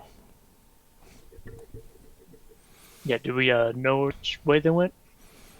They went down this way about maybe a block, and there's an alleyway down there that they went into when they were. Okay, how about a couple of you guys come with me and we go see if we can find something. Any volunteers? 2 of them raised their hands. Do they look competent at all? I mean, all of them look like they're competent in weaponry. They may not be they're still large individuals because they're trolls, but Are they older, maybe? They're not like kids, right? I mean, they're about 15, 16. Okay. And do they look stealthy at all? I guess that's kind of racist. I mean, it's hard to say how much someone's stealthy. I'll just look at them and go and kind of cringe and be like, okay, you two and me, let's go check out this way. Everyone else, just try to lay low. We got a lot to hold on to here. Yeah. They all nod, and the rest of them go inside, while the other 2 begin to follow you. Dobrik, what'd you get on that astral perception? Perception 1. 1. You look over. You do see the aura of Krampus, which is familiar to you. Okay. But other than that, nothing really. Is it in his body or where his? Yeah, it's in the body. All right, cool. All right, then I'll just go fly around and see if I can find these 2 auras. Yeah. Go ahead and roll just an astral perception for me as you're flying around. Much better. 5 hits. 5 hits. You're flying around. You scour every piece of what feels like because it doesn't line up exactly. But, you're zooming around probably about 3 block radius. It's a huge area that you're able to do quickly because, astral speed is insane. And you have no sign of anyone. At this point, by the time you finish up, you see Karma and two other individuals outside of like the very far alleyway, getting ready to walk down the alley. But other than that, you don't see any. I would also like to take this time, since I wasn't sure if it was Jim or actual Krampus speaking to me earlier. I'd like to fly around where Dubrick would think the zoo would be after looking at the maps and stuff to see if he can see any bug spirit weirdness over there. Yeah. You fly over there, and you look around, and you do not see any sort of like magical haze or anything like that would suggest like a background or anything like of that nature. It seems to be completely clean. But that being said, you would expect to also see paracritters and stuff like that around, but you do not see anything at all. It just seems empty. Right. So yeah, something definitely happened here. I just can't tell what. Yeah. All right. I'll come back and inform the group. Okay. When you come back, there is a couple of trolls just sort of standing. You can hear them sort of whispered talking outside the front door. You see Hardwire sort of looking through the windows. Beck is just sort of sitting at the bar with his feet up. Otherwise, the scene hasn't really changed much since you went and looked. Gotcha. I'll walk out those front doors and talk to the trolls up there. How long did have they been gone? Maybe like 20 minutes before you guys got back. So maybe almost 2.5 hours now. Yeah. I mean, I can say with absolute certainty they're nowhere near here. I don't know if White Lotus came and wanted to make a statement, because I know they've been quiet for a little bit, as far as I know, at least, or what. But I don't see them anywhere close. You see that they begin to panic a little bit as they're trying to figure out what's going on. You see a couple of them look at each other. It's time to wake them up. If White Lotus did come by and pick them up, then we need to figure out what they're doing before it's too late. And they're like, he's gonna kill us. He's gonna be, yeah. Let's go. And you see the group begin to head inside and walk in almost a beeline straight to Drake as they take a deep breath, still themselves, and begin to wake Drake up.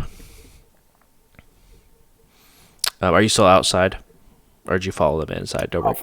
I would follow him back in. Okay. As you follow them back in, Drake is woken up and explained what happened, and you can definitely tell he's between angry and concerned, but he's trying to keep a level head as he's beginning to tell all the trolls, arm yourselves, we're getting ready to go out on a search party, and they're going to search as much of Toronto as they can until they figure out where their siblings went and correct whoever was responsible for it. I'll join you. He looks over to, or Drake looks over.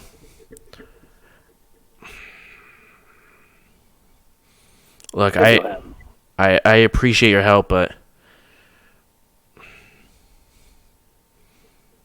let us at least look around the block, and maybe something happened to them. You just weren't able to see them for whatever reason.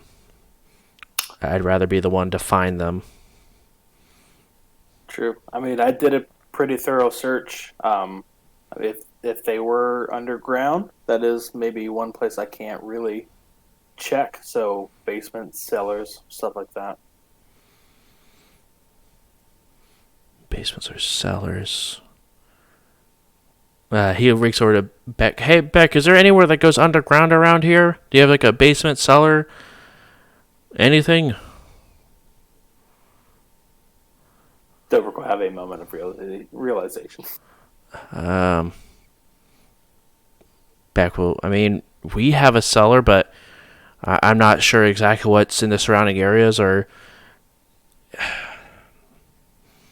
mean, maybe the cemetery as well. But I mean, those are people's gravestones. I doubt people would go in there. I mean, it's been quiet since what's his name came through and tried to raise people. It's been quiet since.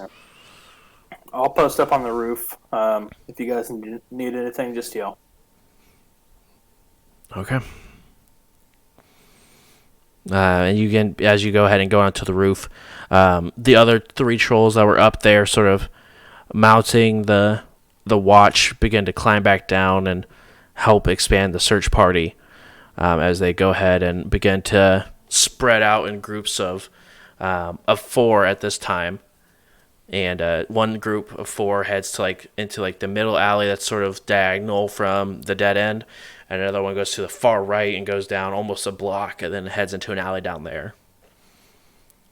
Dobrik, you are at the rooftop by yourself. There's still that troll manning the gun. No, you are by yourself up top. All right, cool. I'm gonna take a quick nap and project into the crypt. Okay. You rush towards the crypt, and inside you see a single living aura. Any other auras besides that, or just that one aura? I don't know if dead bodies even project auras. I thought they had it for like a while after they were. I mean, I don't know at all, but I have the feeling that like they were there and they dissipated after a bit, but I don't know how long. If there's any like sense of life at all, there might be an aura. But otherwise, it's like It's pretty instant that they lose their aura after they die. Yeah, that was my understanding. Like the body just loses the soul. Yeah, I just remember Pretty much. from what's her face. I forget her name already, Oof. but Yikes. move on. Yeah, I'm not gonna ask what the name was. Wow, you guys don't remember her name? We're talking about the one that got at the college. Yeah. The one that got. Ika. Oh, I Yeah. thought you meant the troll that I'm about to chow on. No. No, you guys never even asked her name. Not ever gonna. Less I know. It's too true. So yeah, you look around and you only detect one aura, which is a little also concerning because there as much as you would figure there'd at least be 3 down here, but you only Right. see one. I would like to. I'll read up on this a little bit more, but manifest. I still can't see what's going on, but I can communicate, right? Or can I just one-way communication? Let me look real quick here. Astral Hopefully, plane. Sarge is a smart cookie. I mean, as of right now, he sees Dobrik anyway. Yeah, this is true. Does he? Because he he's recognize- he's dual nature. He doesn't have the sensibility, Oh, so he just sees. so okay. he just sees as an astral. I guess he would recognize Dobrik because it's just an astral version of Dobrik. But I mean, he just sees a spirit of Dobrik just walking around in the crypts. Oh, this is pretty cool, guys. What's going on down here? Manifesting.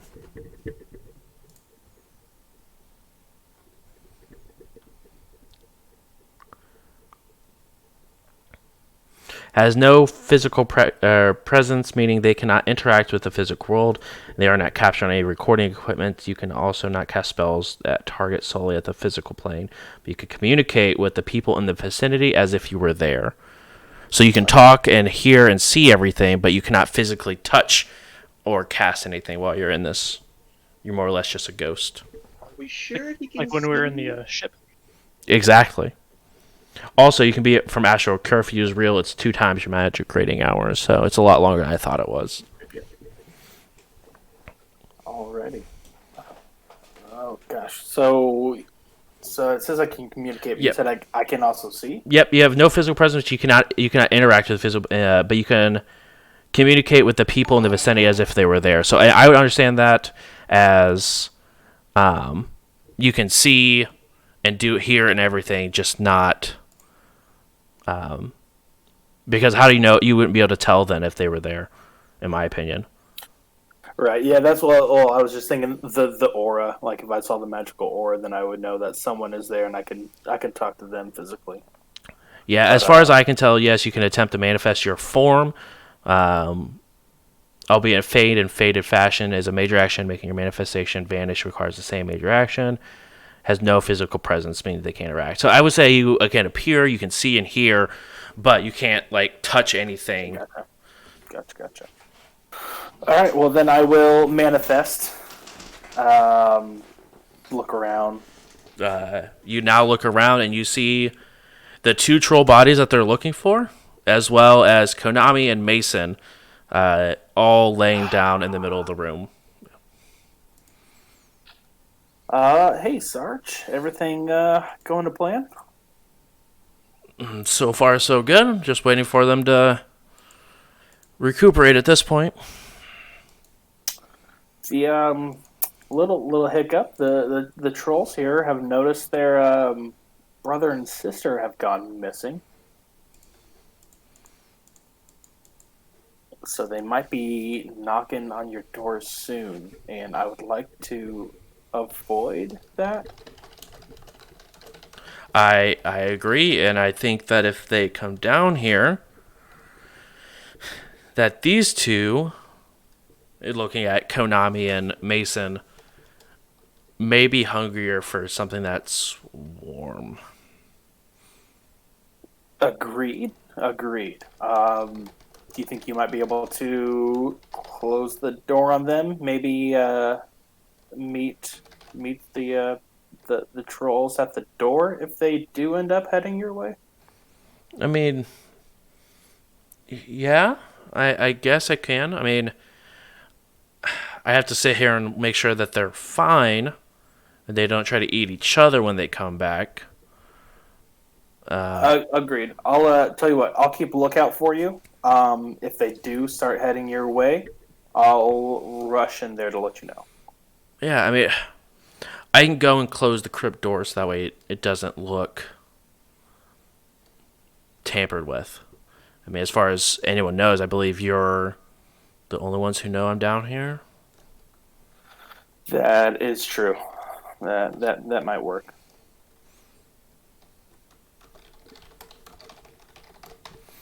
So yeah, I can go and do that, but I mean,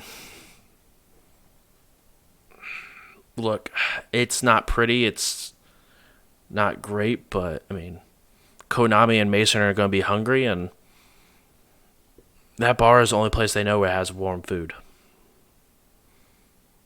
How likely do you think they'll be able to control their urges after their first snack? The first one is the toughest. The longer you go without feeding, the more you physically starve, and the more you become more drastic to do so. But, I mean, if you can keep consistent, I think is a strong word, but if you can make sure you're eating regularly or feeding regularly, then realistically, I shouldn't see a whole much of a difference besides they're now just infected. All right. If you need help, anything starts going wrong, if they get out of control, let me know. I think as long as those trolls don't come down here, I think we'll be fine. They getting ready to, as you look over, you see he's getting ready to. He rolls his sleeves up a little bit and gets down and picks up Konami, almost effortlessly, and sort of picks him up and put him over on one side of the room, while he walks over to Mason and picks him up and put him on the other side of the room, and sort of pushes each of the bodies next to them, so that way they're on opposite corners of the room and a body next to them. The first hunt is the most terrifying, even for people that know what they're about to become, even that they've come to realization with it. But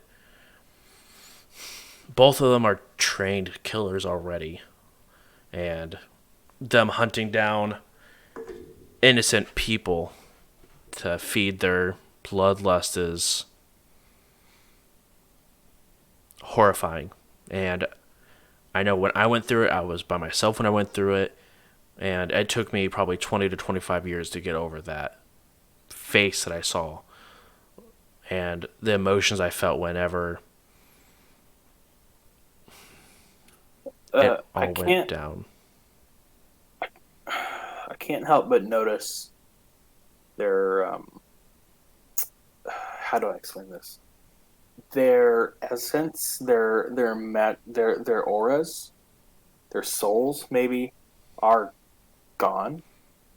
On the other side of this, will they still be Mason and Konami, or is this going to be something The different? more they go without feeding, the lower their essence will be. That's why they need to feed on blood, because that's where they get the essence from that keeps them going. When they come out on the other side, they'll have regenerative properties. They'll be allergic to sunlight, and a stake through the heart will kill them faster than a bullet through the arm will.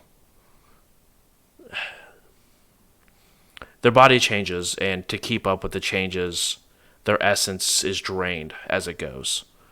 The body uses it and burns it up. But that can change their persona the lower on the essence they go. The more feral they become, because they look for food wherever it may be. It may be a 90-year-old who's getting ready to pass away. It may be someone who's 15 and probably has a life ahead of themselves. But as long as they keep fed, and Mason had a lot of essence to begin with, and he has room for a lot more. I mean, Konami has some tech in him, and has less to give. But if any, between these two, I'm honestly worried about Mason more than Konami. Konami already eats what he needs to anyway for his extra powers. The transition for Mason may be more difficult. I have at my disposal, and I don't know if you can learn, but if you'd like to, I can try to teach you ways to maybe mitigate some of the side effects of this vampirism. Obviously, there's no cure for this one, but I mean, if there was something you would suggest that I learn, what's the most difficult thing to deal with about this living with this? Living with yourself.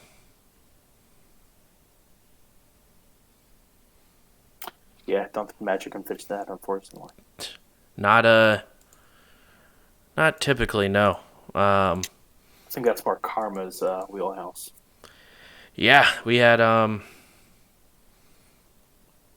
honestly a lot of vamps spin hard and go looking for drugs whenever they come back, because they know what they have to do, they don't want to do it, and they disassociate. They tweak out, and then they go and looking for a meal when they are hungry, and then they end up using it as an excuse. Oh well, I was tweaked out. I wouldn't normally do that, and you only have to feed once per month. But that 7 to 10 minutes is enough to mess you up for a lifetime. All right, I'll keep that in mind. Yeah. Bar up. Keep them safe. I'll I'll let you know if I need anything, and if, like I said, if you need anything from me, you know where to find me. Yeah. I had a feeling you were a religious individual, but just know that this offer is on the table for you, and it's not alcohol. It's not drugs. It's natural. But just Yeah. to let you know, like I said, it's a lifestyle. It's not a great one, and oftentimes it's a lonely one. But when you have a nest and blood brothers, for a better term, makes the transition pretty easy. So Oh yeah. I Blood Brothers. We'll figure something out. good luck. Like I said, he begins to walk. Now that they're sort of separated, bodies are there. He begins to walk out towards the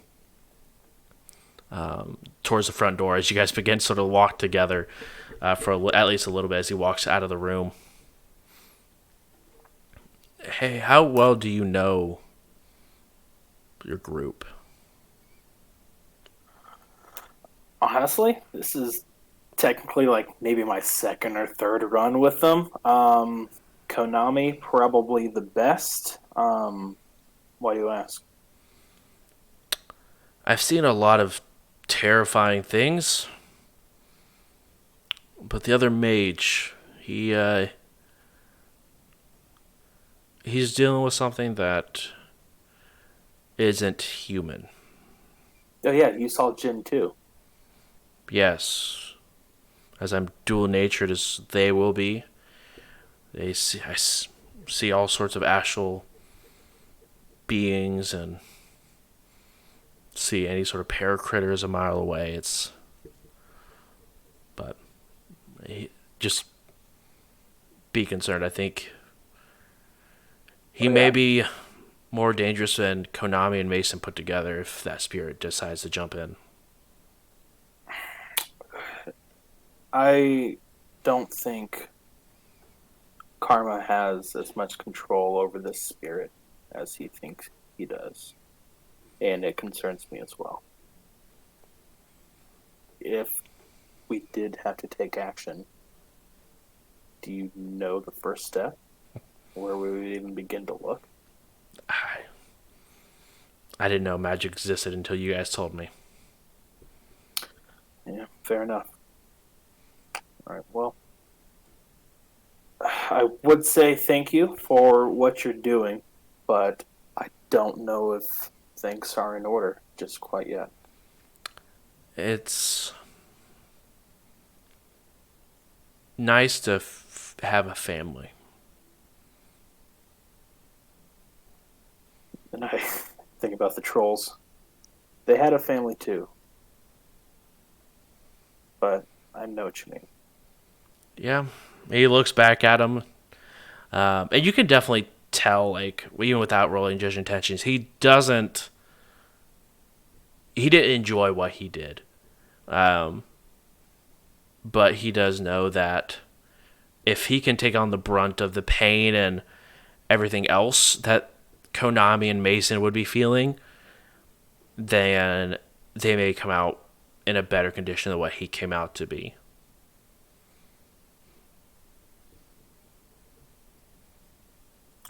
I'll talk to you soon. 24 hours? 48 hours? How long are you thinking? I mean, they'll be around in maybe 22 hours. I mean, the events that took place here have been a while. It's been maybe an hour and a half, 2 hours at this point. But I'd say probably around 10 o'clock tomorrow night, they'll be awake. They'll eat. And then They'll be good to go just like that. it's like recharging a battery.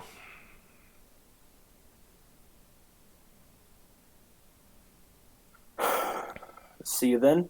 Hopefully, not before then. Yeah, get to locking up as soon as you can. He sort of just nods his head and half expecting you just to disappear after this conversation. He just begins to walk solemnly onwards to the front door of the crypt.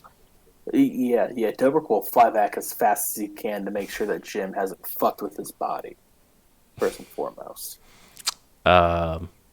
You go back and your body is where you left it. All right, thank goodness. All right, and then I'll go run around, or I'll go fly around to the last place I saw Karma to see if I can find him. Yeah, just Ashley. Yeah. Yeah, it's been not too crazy long because you fly there, have a conversation, but he is probably down completely through the first alley and wrapping around to the next alley when you see him and two other of the troll family beginning to search around. Obviously, you can't see what they're physically doing in this form, but once you manifest, you would be able to. Yeah, I'll manifest behind them, and I'll just kind of whistle towards Karma. You hear a weird whistle coming from the behind you as you guys are beginning to search through. I startledly look behind me. Look. You see the ghost of Dobrik Kapoor standing behind you. What does it mean? Can you follow me for a sec?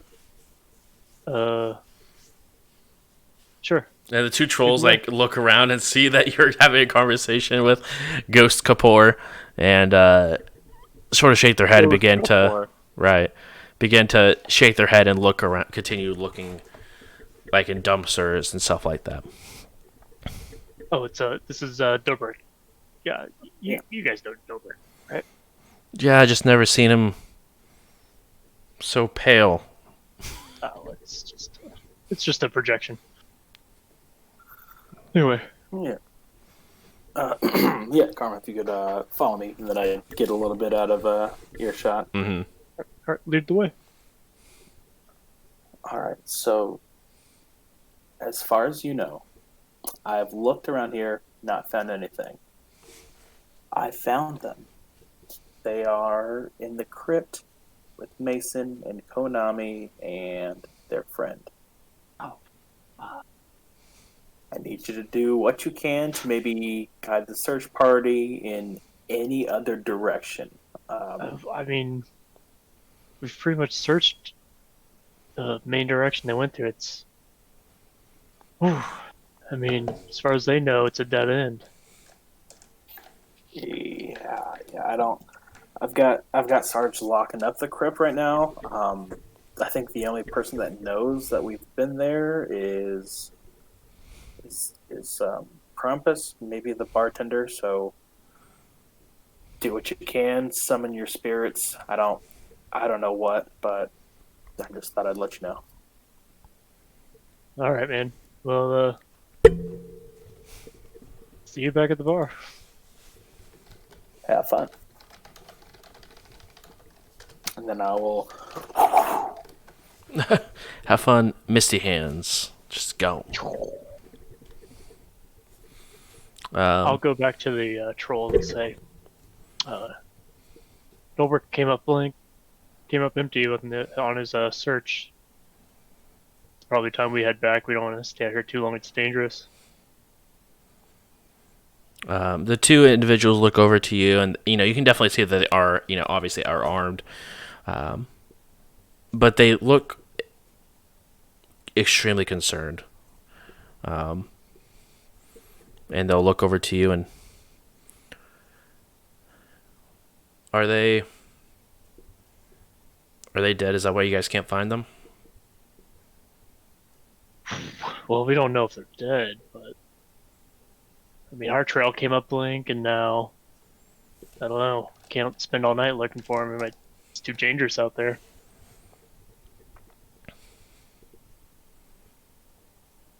So you're saying we give up? Maybe for tonight. They know where we are. It's probably safer to look for them in the morning. Roll influence. I feel so scummy. Oh, we As did that you one? should. I feel so scummy as I'm knocked out and leaving other people to clean up the mess. Yeah, 2 hits. 2 hits.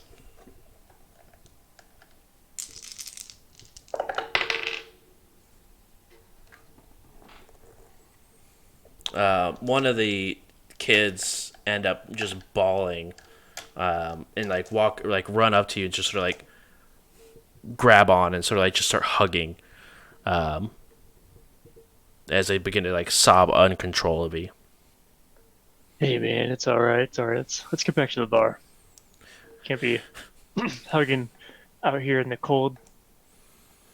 But I mean, Jake died, and now 2 others have gone missing. I mean, is someone hunting us down? Or I thought we were safe here. I don't think anywhere is safe in Seattle, but we're gonna get you guys out of here, and it's gonna be safe. Safer. Right now, we just gotta focus on survival. Yeah. Tries to, still himself and wipes away the tears. And their sibling walks up and puts their arm around them as they sort of awkwardly, like, arm in arm, head back to the dead end. I'll be sure to escort them back. As you guys get back, the other 2 search parties also come back. And the first thing you see is Drake just tears on his face, but he is pissed. As he sort of flings the doors open to the dead end. I'm just gonna see what he does. Not say anything. He said he'll gather all the trolls around and we'll look and go, look, we lost one of our own just a few days ago. And we really couldn't do anything for Jake. But I'll be damned if we have someone take away 2 more of us. We rest tonight, but tomorrow we kill the son of a bitch who did this.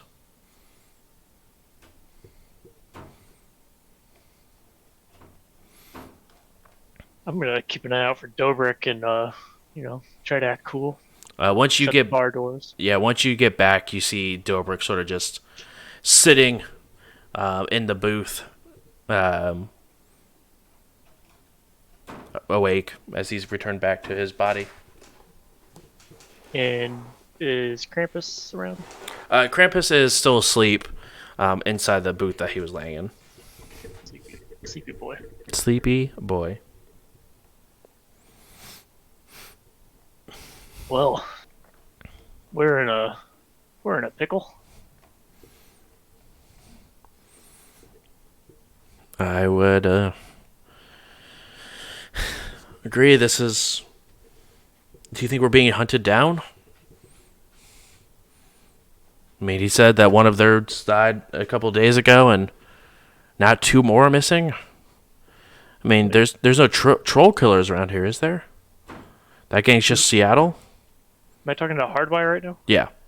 Okay. Sorry, I thought that was Dobrik. No. Okay. Where is Dobrik? Dobrik's on the other side of, like, more or less on the same side of the booth he was just chatting with Hardwire on. Okay, so we're all together. Yeah, you 3 are together. Cool.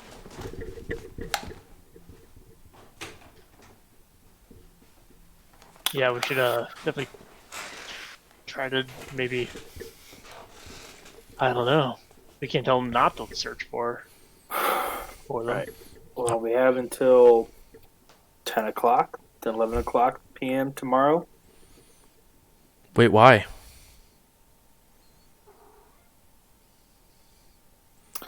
Well, that's It's when summer comes. That's when summer comes. That's when What that's does that even when mean? What's that summer? That's when Mason and Konami should be back.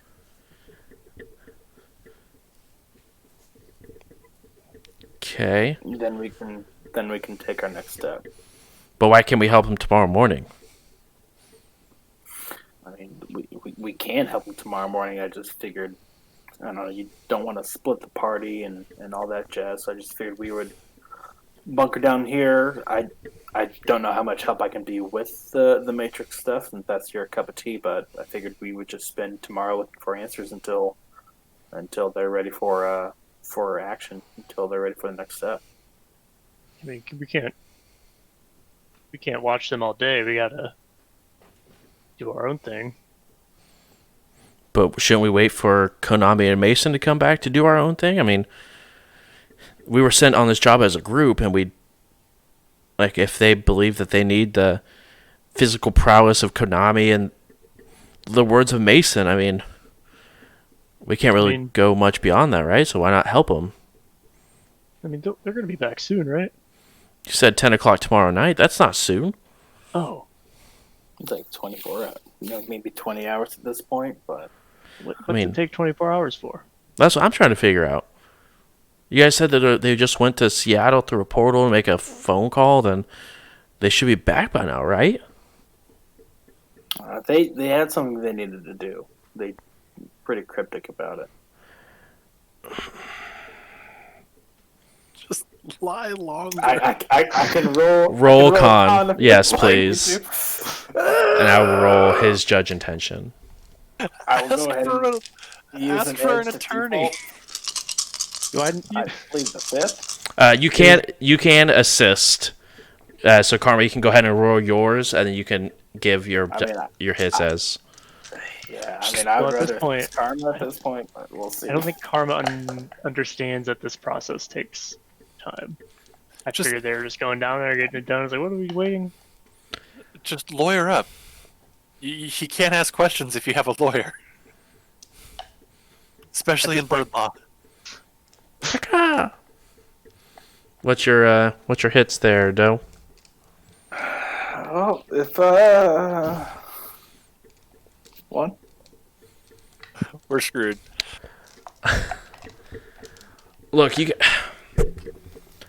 everyone's been so weird since I got here. I don't know what it is. You guys asked me to come here, but you guys aren't being straightforward with me, and I don't want to do this. And he just plops down the box in front of him. So, I mean, it's a weird place, man. I mean, we didn't force you to come here. No, but I also wasn't expecting to be lied to by people that I care about. So tell me where they are, or I'll ping their phones and I'll find out where they are. I don't know if the reception would go down 6 feet under. Get some rest. So they're here. Sleep up. I mean, you know, under the satellite or whatever. Listen, we have all had a long, rough day. I think it would be in everyone's best interest to get some rest. And I promise you, tomorrow morning, I will tell you everything.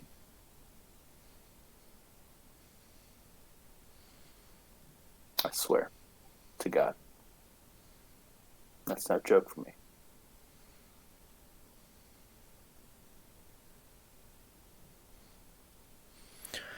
Okay.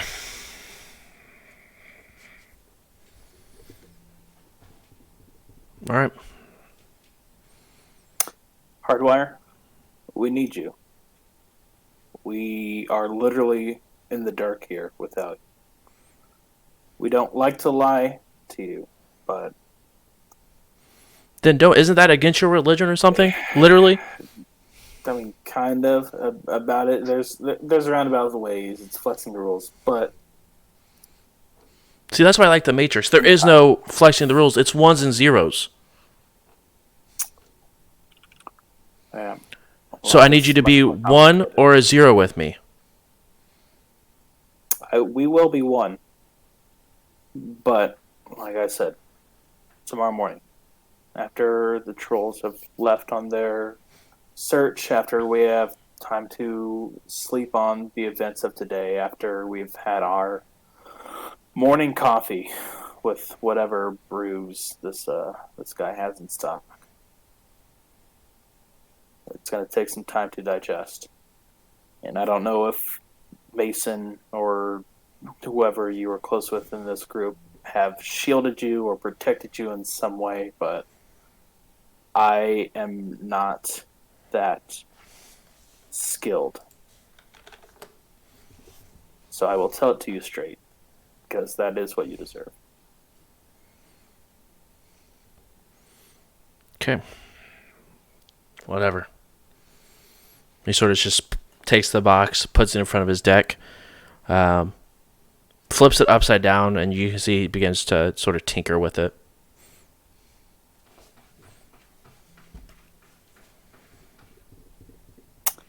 Good night, Hardware. Good night, Dobrik. Carver follows Dobrik, pats Hardware on the shoulder as he leaves. That went well. Yeah, yeah, you could say that again. What are we gonna do about these trolls? I am going to say watch for the first 4 hours or so, and if they get close, I might have to, I don't know, create an illusion, something to keep them off the path. But if you want to take the next 4 hours, that would probably work. Yeah. Yeah, I was thinking I could cast maybe like I would get a spear to conceal the tomb or something. But That's what I'm thinking. I might actually that's pretty genius. use How big, Phantasm. Josh, is the crypt it's the crypt entrance? It's probably 2 by 4 meters, like the entire crypt area, and then there's a stairway that goes, like, you moved the, sorry, I punched my microphone, the casket over, and there was a staircase that went underneath of it that you guys descended into. So he went and more or less moved the went inside or outside, shut the door to the crypt, and then went inside the crypt and moved the casket back on top of the hole. So the whole crypt itself is 2 by 6 meters. So But it sounds like it's pretty hidden already. Already if you walk inside, it's literally just what it is. There's no, but it's hidden, like they were trying to hide the 2 vampires underneath of it. We could try to just risk it. Hopefully they investigate the surface and don't dig deeper. Or we could cast, I think we both know the Tried Phantasm spell. We could just make it look like it's more tombs. Yeah, we'd have to take shifts though. Mm-hmm. I think we just risk it. It's probably safer. If they just see a crypt appear out of nowhere after a few days, might raise some questions, or if they already know about it and it disappears while we take Don't want to a risk while. them seeing through it, the illusion. I've already kind of told them, kind of wait till tomorrow morning when it's safer. But Yeah, and unfortunately, I gave them. I didn't know at the time, but I told them that my magic eyes don't really do well with underground, so they might be keen to it. So we'll just have to keep an eye out. yeah, we could sleep Alright, in the crypt That is or possible. bar the door somehow. I think Sarge may have already taken care of that on the inside. Maybe not bar it, but he at least closed it back up so it looks normal. Okay. I need to go find Could you Krampus and make sure he's actually not. do me a favor? What's up? I assume Starch is good at what he does, but in case there's like prints in the snow or something, could you do what you did that one time with the weather, but make it like an intense flurry to see if we can cover up tracks, so that way by morning. Yeah, I can see. Yeah, that was a spirit that did that. I can go ahead and see if any of them are still willing. Cause like a little blizzard tonight. That's a good idea. Kind of trap people inside. I'll stay on the roof to keep watch, but yeah, I have my jacket. I'll be warm. All right. All right, I'll see you in 4 hours then. Sounds good. And I'll we check on Krampus real quick. Okay. You walk over to Krampus. He's sleeping like a baby. Sleeping, can I sense and see what the spirit is up to? Yeah. Or astrally perceive? Go ahead and actually perceive.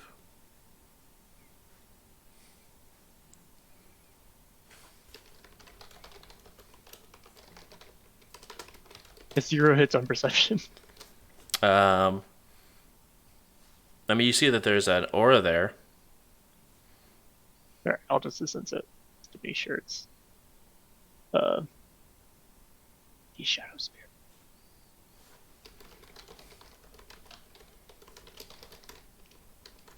And that was 4 hits. 4 hits.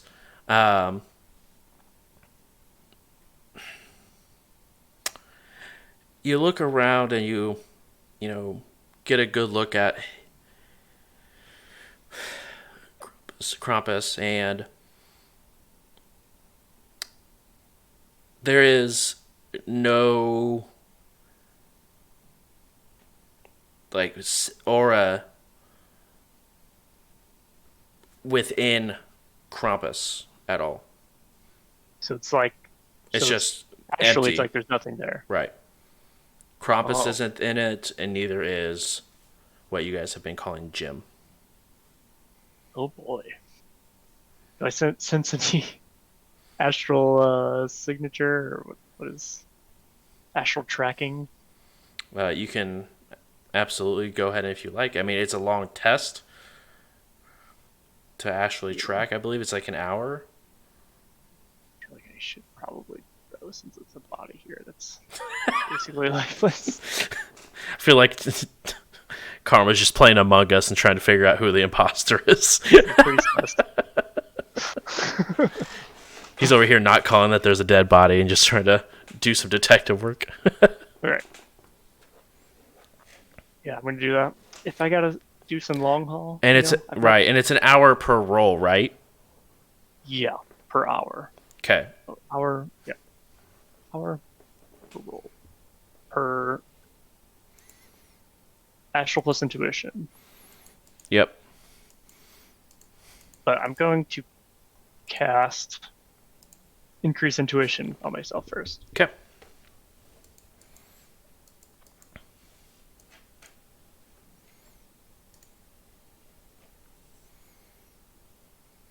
Six hits on that, so I will apply 4. Yeah, resist that drain.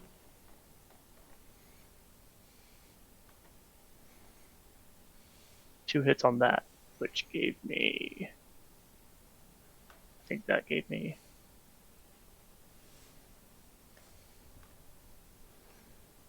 5. It's done. Ooh. Oh. That's rough. And I pass out unconscious. Right. Okay. Feeling pretty drained from that. to be Right. honest. But you're pretty intuitive now. Was it worth it? I don't know, you tell me. Like, that gave me -2 on my wound Ooh. modifier. That's so rough. I think that's the worst I've ever heard you do on like a drain test. I added the intuition from that too. Ooh. So It was gross. a 2 out of 17. Yikes! If only you had edge. Like, Okay, so go ahead and Yeah, roll I'll your do it. astral tracking. Control plus intuition. You're looking for 6 hits. Me is 13. 2 hits. Okay, so that's 1 hour. I'm gonna go up to 4. Pulling an all-nighter. 5 hits. For 4? Like that's 4 rolls and you got 5 hits? That was my second hour. Alright, you still haven't found anything. Do you In want to 2 go for a hours, third? That was a pretty good. That was 5 additional hits. So if you add Oh, a total of 7 then? 7 total. Okay, sorry. So with a total of 7, you go ahead. Now, are you tracking Jim or are you tracking I'm tracking Jim. Krampus? Okay, Jim. I don't know if I can track You, Krampus from here. you can track either one. You've seen both their astral signatures before. Yeah. Well, It would just Then be harder to track. It'd be a harder challenge, or like a higher. I mean, I could just summon Jim. Yeah, I don't know if he'd come, but no, but it'd just be a. I was Okay, looking for his. so you're tracking Krampus. Yeah. Okay, so it'd be it's a higher number. So with 7, you do not find him. So you'd have to go ahead and make another roll. Rolling. Okay. That was another 2 hits. Brings me to 9. 9 is what you needed. So after 3 hours, you see him sort of wandering around downtown Toronto. You see the path that he's sort of following. It almost looks like he's lost. Like he couldn't find where his body was placed. Yeah. I don't know how this works, but I'm going to try to guide him back to his body Okay. if I can.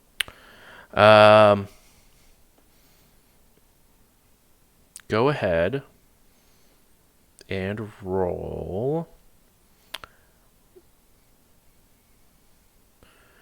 Just magic plus charisma.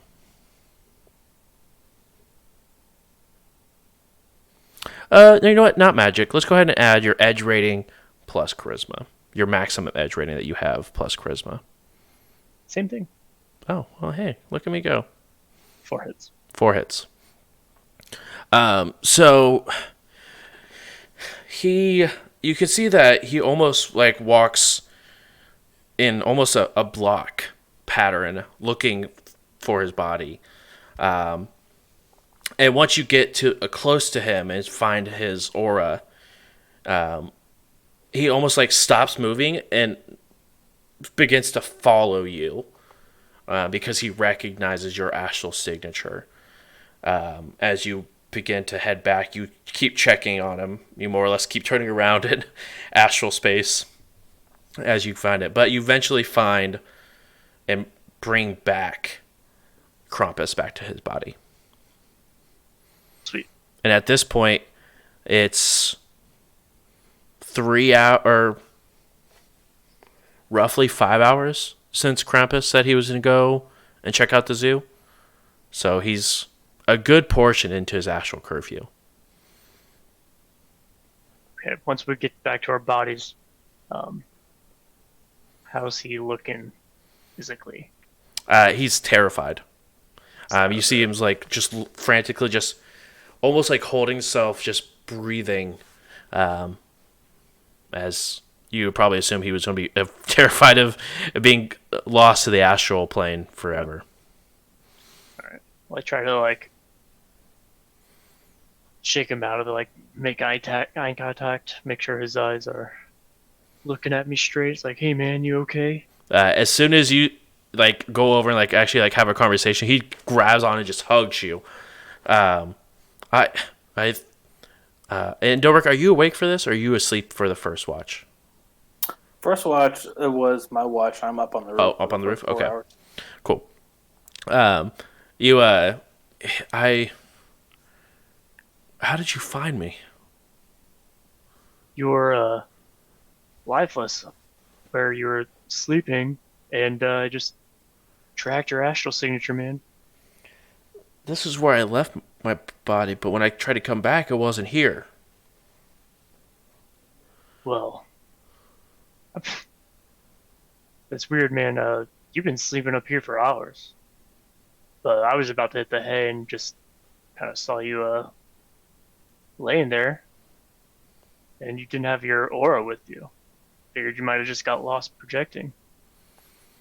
It's a new one, but yeah.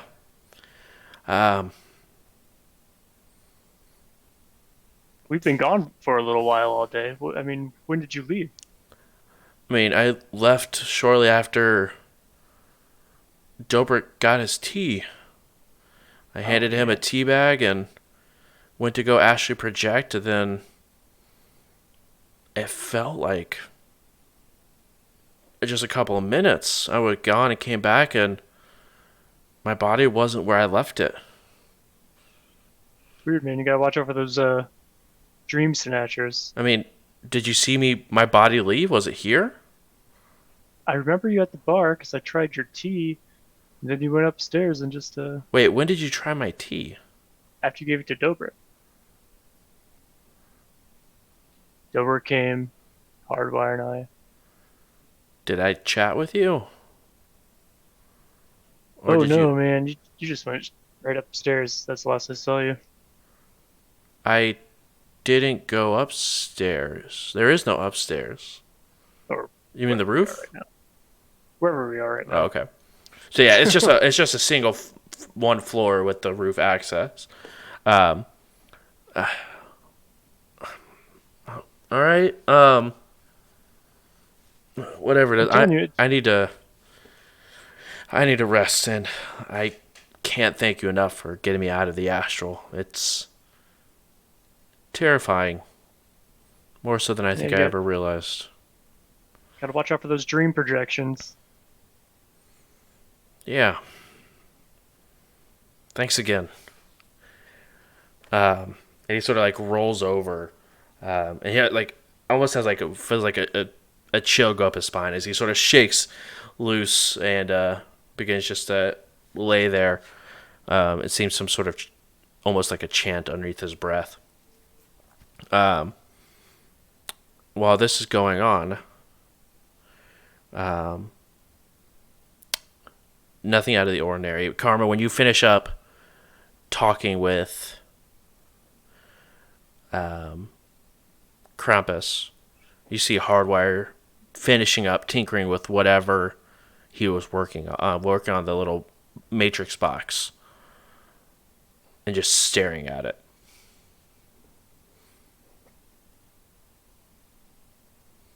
I reluctantly kind of like go over there and say, "How's it looking, man?" Good. I think I made some proper changes where it may be more difficult for Matrix users to find us while using this. Sounds great. Why don't you get some sleep? So I was getting ready to. I just wanted to get this done because there's just a lot going on in the mind, and working takes it off. Well, if you ever need anything, just reach out. I'm gonna go take a nap. Oh, crap. Actually, I was gonna go keep an eye out. Dobrik's probably about to come down here. End of his watch. Probably. All right, and you see him just sort of like curl up on the bench and just fall asleep. Another hour goes by, and Dobrik, you're able to swap out with Karma. You guys are both able to go ahead and take watch. Nothing interesting happened. The trolls are all sleeping. Everyone actually in the bar is just sort of knocked out. just trying to rest before tomorrow. Your guys' watch goes unchanged. Is there anything you guys would like to do prior to the daytime rolling around? Was there any notable change in weather that Dobrik noticed? Karma, did you ever get around to summoning, or did Karma just sort of forget to summon the spirit and ask them to do so after having the conversation with? I mean, finding Krampus definitely took priority, so coming back at this point, Karma's forgotten. Okay. No weather change. It is lightly snowing, but no strong flurries like you guys had talked about. Then during the exchange, I'll just make sure everything was okay with Karma. See if, just let them know that that the natural snow might have been enough, but I don't know if anything more might help out with covering the tracks for tomorrow morning. I'm also extremely tired, man. You all right? Yeah, and I don't know if I can stay awake. I might have to dip into the reserve, if you know what I mean. I didn't get any sleep. I found Krampus lifeless, basically no aura on his bed, so I tracked his projection, and he must have got lost in the astral realm, astral plane. I just saw him. At least I thought I saw his aura back in his body before I talked to you. It's weird. Well, I mean, Jim was possessing him. Yeah. I came across, right? Well, I mean, I saw an aura, and I thought it was Krampus' signature. If Jim has the ability to mask himself to make him look like other auras, then he's a pretty powerful being. Oh yeah, possession's a pretty dirty trick. Kind of melds the auras. Maybe something got lost in translation. Well, tell you what, I don't know what it'll do to me, but I mean, I'm kind of tired, but as far as drain goes, I'm all right. If you wanna go to bed, I'm fine staying up. I will take you up on that offer because I am exhausted. Okay. Cheers. So Dobrik will go ahead and head back up as Karma goes ahead and begins to rest off.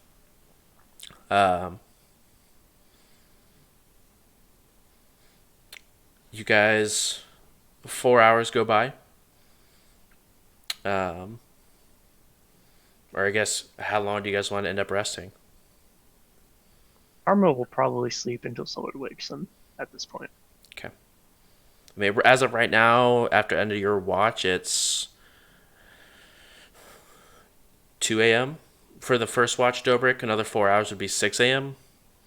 So I'm not sure if you want to wake up at 6 a.m. and then rest for a amount. Let's say once the sun starts coming up, I'll head downstairs and I'll take maybe a quick 3-hour power nap until 9 or something, so I get some sleep. Okay. Both of you guys get downstairs, and you guys end up getting ready to change the day. As it's 9 a.m., you guys both wake up due to the stir going on inside the bar. And that is where we will pick up next week, as Konami and Mason are still restoring their essence. I feel like an absolute trash bag because of this whole thing. Like, I know that we didn't do it, but like, I feel like we're kind of responsible. This is a little bit of a mess now with the entire dead, and we're like, oh shit. Yeah, Just like nothing we can do about it now. building a foundation of lies. Right, just a nice foundation, and Hardwire's not here for any of it. Yeah, that's why Dobrik just thought it was like it's best to just cut through the BS with at least Hardwire. That makes me sad. I forgot to tell Hardwire.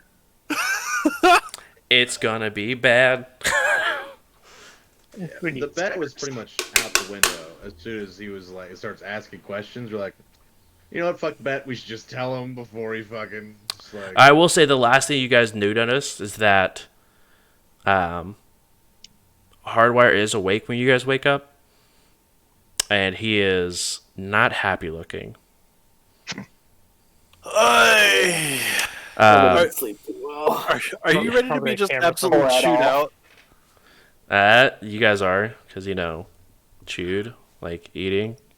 Mason, are you ready to go find Hardwire next session and get yelled at like we're kids if we did something I'm not stupid? mad. I'm just disappointed. That's what it's gonna be. It's gonna be like we messed up and Mom's pissed. That was last session when he was like, "You guys are already disappointing me," and then you're like, "You know what? I'm sorry. It'll get better." And then you guys go and like kick over her favorite like potted plant. I don't know. I feel like the relationship between me and Hardwire is not so much like him being like this. It's more just like, you're a coworker. We are friends. You're here to help. We Right. probably weren't going to take this. So, like, I don't know how Mason will react to it. We'll figure it out. But I'm pretty sure he'll be like, yeah. Check yourself. I'm really sorry, but if we told you, you wouldn't be happy. I'm So an just figure adult. it out. If we told you, you would have done this. Yes. So Oof. You're welcome. Right. You're welcome for lying to you. This is I why you mean- normally stay in the truck in the basement. I mean, ask forgiveness, not permission, right? Yikes. It's like me calling Kyrie made sense. It was like there's a deep relationship. Us telling Dobrik and Karma made sense. You have to literally fight with us. Hardwire's like, you get to know. Yikes. I mean, Dobrik needed to know just after the conversation we had last session. Yeah. It was just like, hey, I'm about to make some really bad life choices. Also, I mean, Hardwire's the only one who can't find out unless, like, through context clues. Like, Dobrik and Karma can just, like, I sense you. Oh, yeah, I see you have this disease now. This is new. Well then. You look up your medical records. Right, exactly. Your astral medical records. So, guys, thank you guys so much for coming and hanging out. I appreciate every single one of you. Thank you for having chat be lit. Guys, we hit 400 followers. 400, dread. So thank you guys so much for all that. Sevens and 7 in Cortonado. Sure. Cool Hand Loot. Thank you guys so much for the follows. Who else we have? JJ, thank you for the sub. Sterling, thank you for the sub.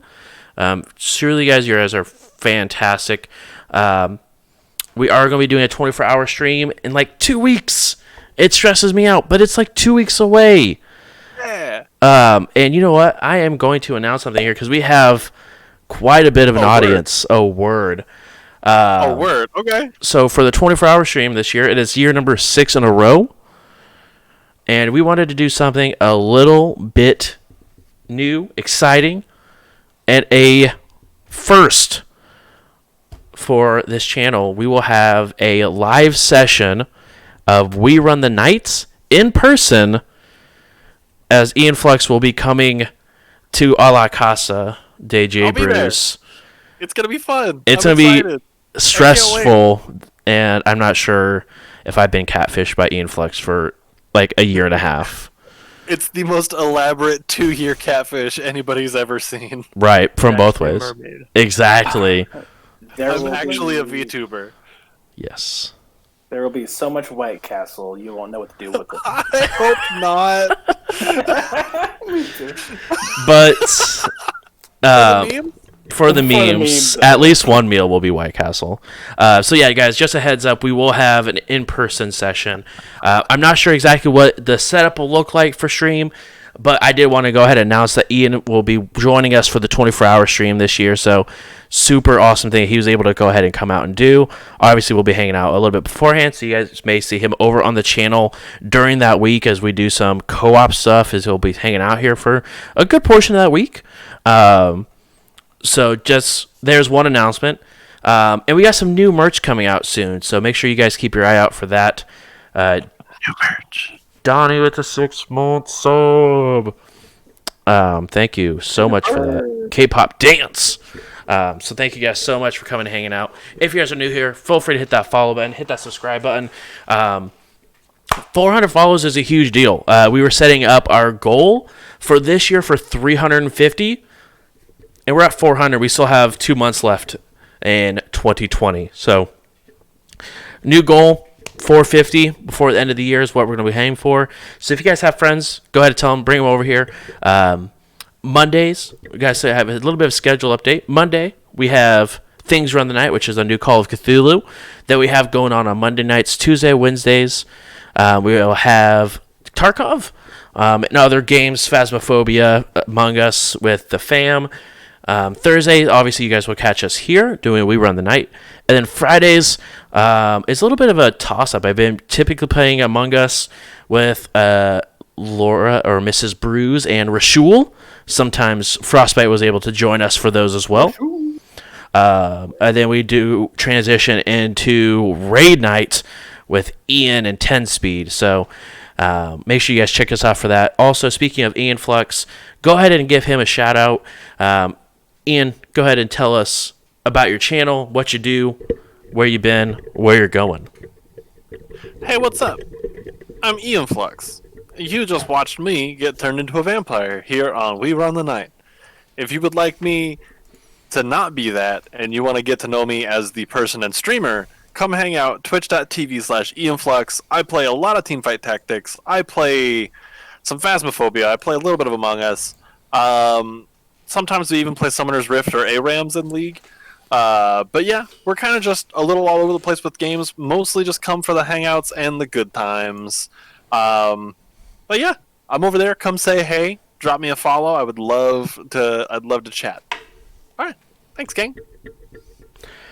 All right, guys. Thank you guys so much for coming and hanging out again tonight. Down below is some merch that we do have going on. I will say, make sure you get it while you can. After 2021, some of this merch will be going away. And we're rotating out to some of the new merch that will be coming out. So make sure you guys get it while you can. Again, the 24-hour stream is going to be November 13th, starting at 6 p.m. Eastern Standard Time, going to November 14th Eastern Standard Time. And we will be doing the first 3 hours of it, at least, will be We Run the Night. So make sure you guys see that. We will have a session the night prior to that as well on Thursday.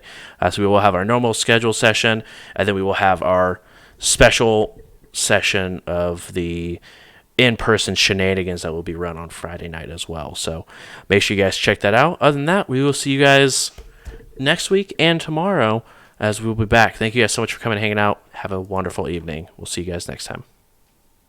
Peace.